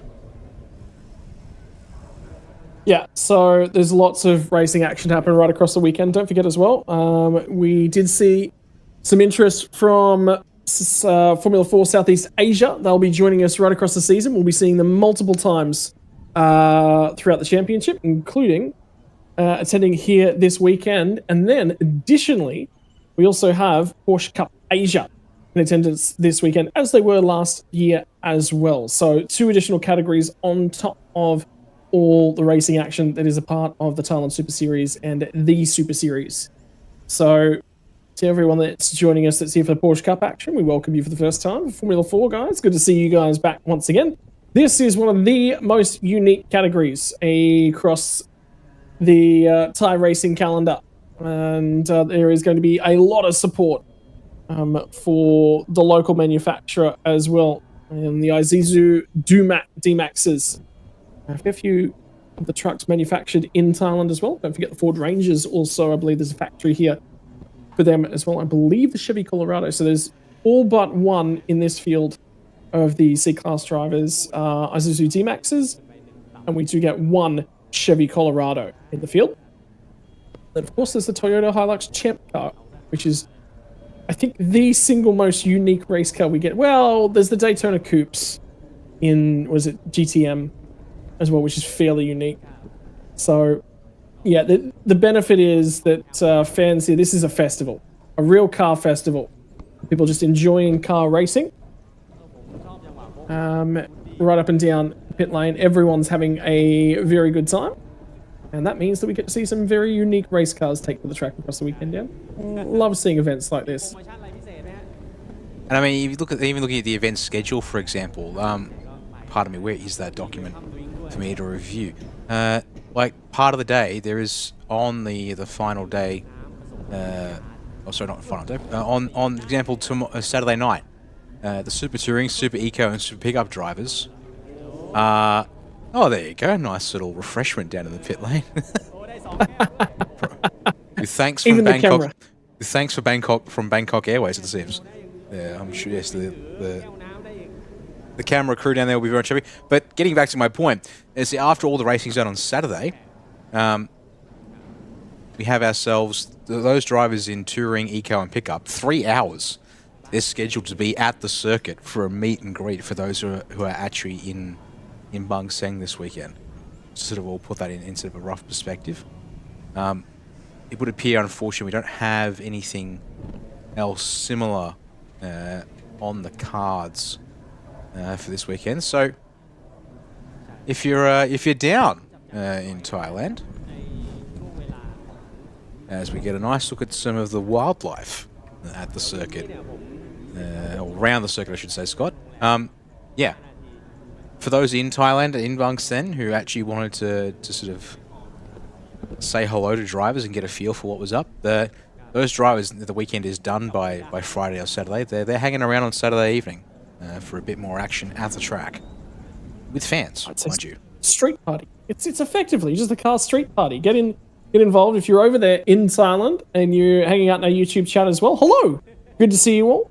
Where can you see the full schedule? Keep your eyes on the Thailand Super Series page. We'll give you a little bit of the more up-to-date information. Of course, translate options available to convert over to your local language as well, out of local Thai.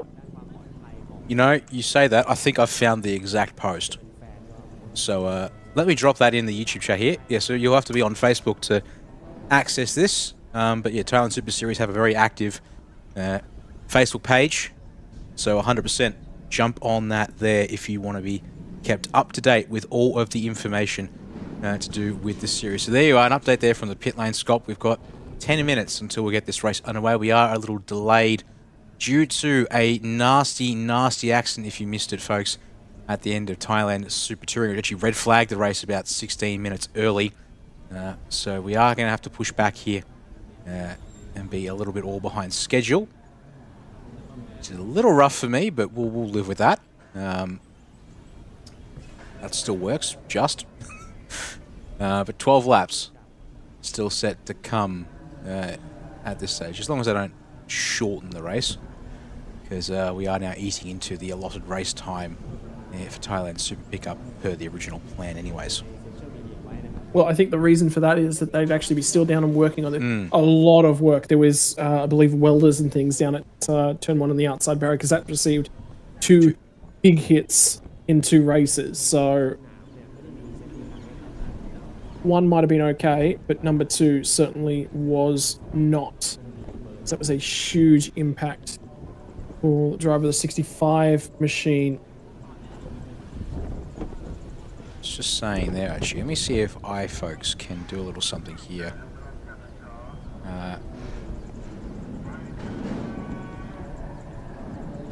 going to possibly try and get that copy of that.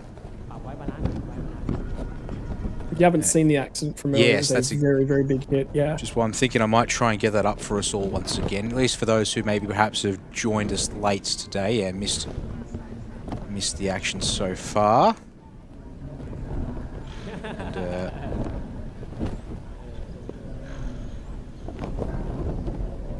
go back and show you this incident which has caused this delay here, so bear with me, ladies and gentlemen, and pull this up as soon as we can.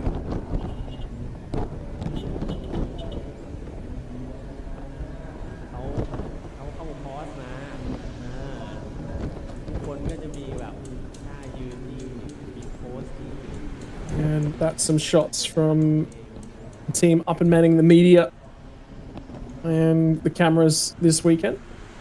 They're on break whilst there's no cars actually out and on track. Getting some protection from the sun as well. Make sure that I don't get too sunburnt. Remember, middle of summer over here in Thailand at the moment. Indeed, majority of the world racing calendar, endurance racing's been huge. Speaking of big accidents, I'm fairly confident you would have seen it as well, Dan. Have you seen the incident with the McLaren at Blanchimont from Spa last weekend? That was a huge hit. As it would actually happen, I missed all of the real Spa 24 last weekend, ended up a little tied up and away from screens, or when I was at screen, so I was looking at something else completely different. Apologies here, I'm just trying to find... I found roughly the point in the feed where the accident happened. I'm just trying to see if I actually pick up. Was it the case of the safety car got called and then we found out why? Yeah, it was. Yeah, it was. It was just after the safety car boards got it was basically safety car boards got displayed, and then we saw the replay of it. So we didn't actually catch the feed of it going into the barrier. It was actually a replay. Yes, well, I think I've just found the spot. So, folks, if you missed out on why we've had an incident, here is why. Indeed. Apologies for that. That's a bit loud.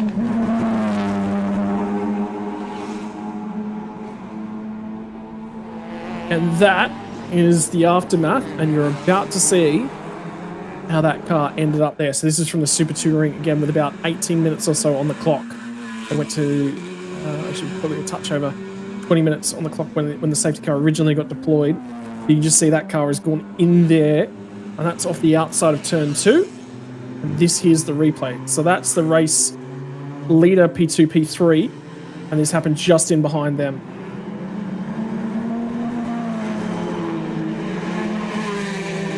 And then into the barrier.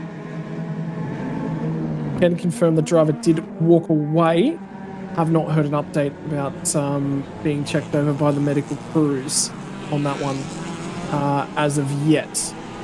The other big factor was that it looked like it went into turn 1 at such a rate of knots that they were expecting it to be some sort of brake failure. There was no locked brakes.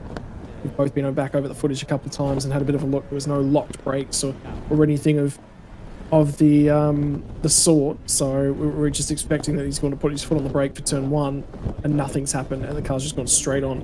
Which is why there's been such a big break between the races at the moment, because there has been about 20 minutes worth of barrier repair where that car impacted the barrier down at turn 1. Obviously, the Tech Pro on the outside of turn 2, that's done its job and it's pulled the car up nice and safely. Yeah, it hasn't unfortunately helped with the Armco on the outside of turn 1. And unfortunately, this is the heaviest category we're about to head into this weekend, which means those barriers need to be safe for these guys. It won't be the highest speed cars heading down into turn 1. Barriers need to do their job at the moment. So we are just still waiting. We did get a 10-minute warning a few moments ago that we'd be heading back out onto the track, and we'll have updates on that in the near future. You can just see all the stands around the track at the moment, Dan, even though it's only Thursday afternoon, full. And GT3, GTC, GTM, and GT4 racing categories to come our way this weekend. So a lot of them. And yet these guys are here right from the very get-go. Yeah, it's what have I seen here? I think it is free entry to the Bangsaen Grand Prix this weekend. So there's plenty of incentives to get down to the track and a chance to sort of experience it. And yeah, the host of racing, whether it's our GT categories later this weekend. As I said, we won't see them racing until Saturday and Sunday. But yeah, international exotics and world recognized cars, as well as the local Thailand eco compact, eco touring and pickup categories to mix with that, because they are and blending in F4 Southeast Asia and Porsche Carrera Cup Asia as well, and to all that. There's plenty to get excited about here this weekend, folks, and going to be fascinating to watch. Looking here, we'll have 10 drivers. Sorry to cut you off there. Just finish here. As I say, looks like we've got 10 drivers set to race in F4 Southeast Asia this weekend. Some new cars in Supercar GTC. We've got a Ferrari 296 Challenge joining the field in the hands of PSC Motorsport, which, if I'm seeing this right, was the fastest in free practice 2 for Supercar GTM. Does that mean we've still got the Team Singer Motorsport operated Ferrari 488 Challenge and then the 296 as well? I believe we do. Let me confirm with the entry list, which has been updated today to a final version. So let's go have a quick look through that here as we wait for the countdowns and the start of all the action. We'll have at least one onboard camera. Here you go, Arne Schricklang starting on pole position for this race today. So hopefully we'll get a shot during the race with him. And that's the wrong document. That explains why. Didn't find that.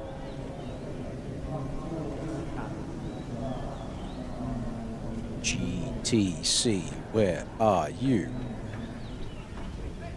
No, M. I'll get this right one day. Sorry. Yes. Yes, indeed. We have indeed got the 25 of Kitapol and Super Kit from Singer Motorsport Team Thailand, the 488 Challenge, being joined by Saravut and Afik from PSC Motorsport in the 296 Challenge. Actually, it's really good to see because those two drivers did race last year in a Lamborghini Huracan Super Trofeo. We missed them in round 1, but they have returned with a brand new car to boot. Yep. I remember that Lamborghini. Very pretty. Was that the same Lamborghini we saw hit the barriers hard off of turn 1, I believe, at one stage last year? So I wonder whether or not they were struggling to put that car back together and they couldn't source parts, and they've only just taken delivery of the Lamborghini 296. Ferrari 296 as a part of that team. So it's good to see the PSC Motorsports, because I'm fairly confident that was the same driver pairing that was behind that wheel. Mm-hmm. So that's phenomenal. The names do ring a bell. The names do ring Yeah. a bell. As to whether the car, I feel like we saw them for most of the year. So I think I can't recall if it was in an incident here last year. If it was, No, I think they got it was a repaired. Podium. It was a huge incident they had, I think, in the last round of the last year off of turn 1 at Buriram. It basically come around turn 1 and got driven through on the rear end of the car and rotated hard into the right-hand side barrier off of turn 1 from memory. And I think that might have been the last time we saw that. Okay, so combination possibly of severe damage. I'm also wondering the fact that the Huracan is in its last year or two of racing internationally, at the GT3 level, whether that trickles down to the Super Trofeo quickly is unclear. Yeah, but we do have a new Lamborghini car coming and a new platform, if I'm not mistaken, as well. Also going to be some radical changes there. Goodbye, the naturally aspirated V10 that has been iconic to VW Group's Audi and Lamborghini GT3 entrants. So we're transitioning to a twin-turbo V8 with the next generation Lamborghini GT3, the Temerario. So I suspect I think there's a good chance that parts were getting short for the Huracan Super Trofeo. As there we are, see that we've actually now passed the 10-minute marker and the barrier is still being repaired here. So might be a little while longer as this is a look inside the production truck actually. So there you go. This is something we actually don't get to see all that often, but yeah, the real life production work that goes on. We received just a single feed. There you go. You're on the smile. You're on camera, and we get to see what you guys are working with at the circuit in person. I'm a little. Give us a wave. Yeah, come on, yeah. All smiles, all waves to the team here. Then again, at this point, would they actually be aware of all this? But it's actually really cool to see here. So, of course, you have all the feeds from all of the trackside cameras, the team down in the pit lane who are roving around as well. And so this fascinating game of, presumably our gentleman there on the far left is responsible for is the director there because he looks like he's got every single shot. He might be the one who's picking all the cameras. If I've got that wrong, I clearly don't know my way around a production truck. I'm far too used to working on my own at the computer. To give you guys some context as well, I wish that we could walk up to a camera and wave hello. In fact, Dan and I actually probably could hook up webcams and let you guys know what we look like back from Australia. But we are sitting in Australia. We're both sitting in our own homes. I'm about halfway up the eastern coast of Australia, and Dan's right down the bottom over near Melbourne in Australia. And it has been on our wish list since we've been a part of this series to get over. We have been encouraged that if you're going to attend an event, you go to Bangsaen. And the reason for that is it is the festival-style nature of the event. It is effectively one of the jewels in the calendar of the Asian racing season. And the reason for that is it just becomes a street festival with car racing going on in the background. But to make sure that we can bring you all the coverage right around the world, this is the lovely people that get it done. That everyone in and around here will have a job. It's not as simple as just plug up, point a camera at a race car and it works. No, you've got to route that camera back to a feed. That feed's got to have graphics supplied. Those graphics are going to be pre-built. They've got to be hooked into your race timing. That's all got to be networked all up together. And that's two different trucks that are sitting there to make that work.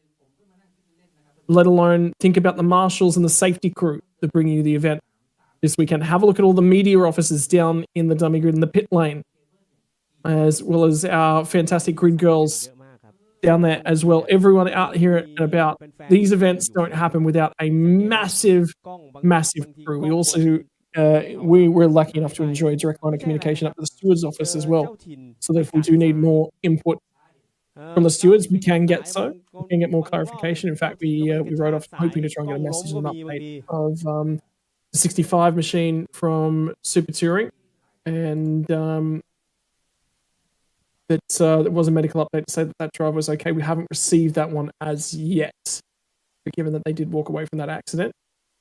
The local wildlife, of course, always a feature when you get over into Bangsaen itself.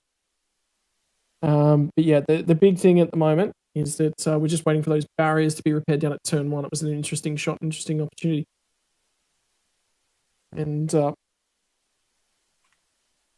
everyone watching right around the world, I know that we do have a few people watching over live from the racetrack at the moment, each and every year, because of course the Thai feed goes out on the local speakers in the area, and some people are looking to try and get the English language coverage broadcast them through their phones. So if you're watching from the circuit, give us, and you see a camera being pointed at you, any point throughout the coverage, give it a wave. And we'll be enjoying looking at you for a few moments throughout the weekend. For those of you watching along at home, one of the joys of this series is that we are witnessed and watched right around the world, and it looks like they are getting closer to finalising that barrier repair. It's the backside catch fence that's causing the issue for these guys at the moment. And we have lost a significant amount of time from this race, I would say, at this point. So we'll be waiting for an update to what's going on. But Thursday afternoon racing action, Thailand Super Pickup was supposed to start at approximately 4:35 p.m. local time and be finished by 5:05 p.m. local time. Well, it is currently 3 minutes to 5, so we've got about 8 minutes to get this race in, which suggests to me, Dan, that the fact that they're not out on that track, I have a feeling this race may be either delayed to later in the weekend or just cancelled, just due to time constraints at the moment. It does seem there's a few people walked away from the grid, but remember there's support staff generally for those teams as well with the banners, so I don't know, we're waiting on more updates. Yeah, it's a little unclear what the play is here. We haven't had any updates from race control via the timing system yet as to what's going to happen.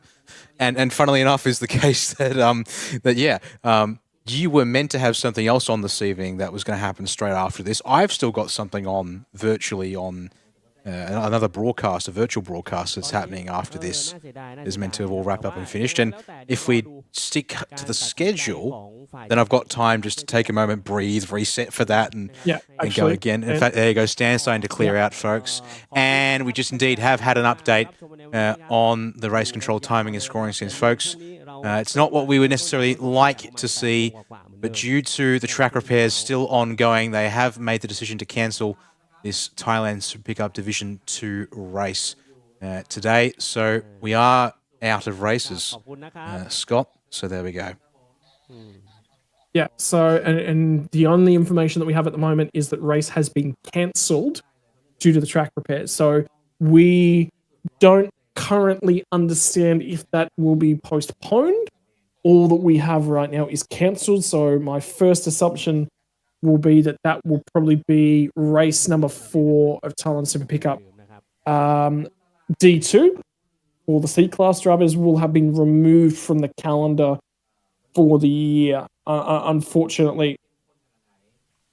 Yeah, so for the rest of you that are watching along at the moment, so give you a little bit of context wherever you're watching from around the world, and then you can start to apply the time differences wherever you are. This race was supposed to get underway about 25 minutes ago, starting at 4:35 p.m. local Thai time. It has just gone 5 p.m. Thai time right now. This race was supposed to be finished by 5:05 p.m. Thai time, so in about 5 minutes time was supposed to be the duration for this one. Tomorrow's racing action will kick off from 3:25 for the dummy grid opening for Toyota Hilux Revo One Make Race, which is effectively Toyota celebrities in cars over there. That's due to kick off from 3:40 p.m. tomorrow. And for those of you who are tracking relative to now, so basically 24 hours from now, but about an hour and 20 minutes ago tomorrow, if that sort of helps. So one day ahead, hour and 20 minutes ago. There'll be 2 races tomorrow afternoon.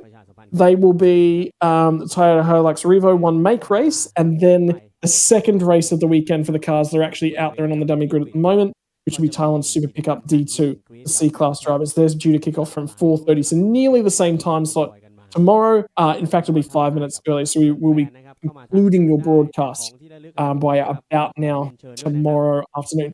Then we kick off into the weekend's racing action.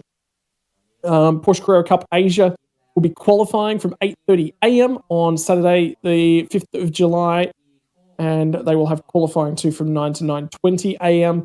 From 9:30, we will immediately kick off into Thailand Super Pickup D1, and that will kick through with F4's Toyota One Make action in the Yaris, followed by Toyota Corolla Altis One Make races, including the ladies class as a part of that one. Toyota TSS Supercar GT4s and GTCs, and their 1 hour race will be, I believe, before the lunch break on Saturday. From there, we'll kick off into the afternoon's racing action with Porsche Carrera Cup Asia, and onto your Saturday afternoon. Sunday morning Super Tourings racing will kick off from 8:15 a.m. Thailand time. So for everyone who's been here this afternoon, we thoroughly enjoy having you guys along for the weekend. Fair bit of racing action to come our way, including, like we said, Porsche Carrera Cup Asia are joining us this weekend. We see the return of Formula 4 Southeast Asia, but that is it. That's everything from the racetrack this evening, ladies and gentlemen. Thank you very much for joining us. There's been a lot of incredible crashes, unfortunately, today that have prevented us from getting the Super Pickups out onto the circuit. But there is going to be more action from your weekend of Bangsaen Grand Prix. Join us all tomorrow when we go racing once again.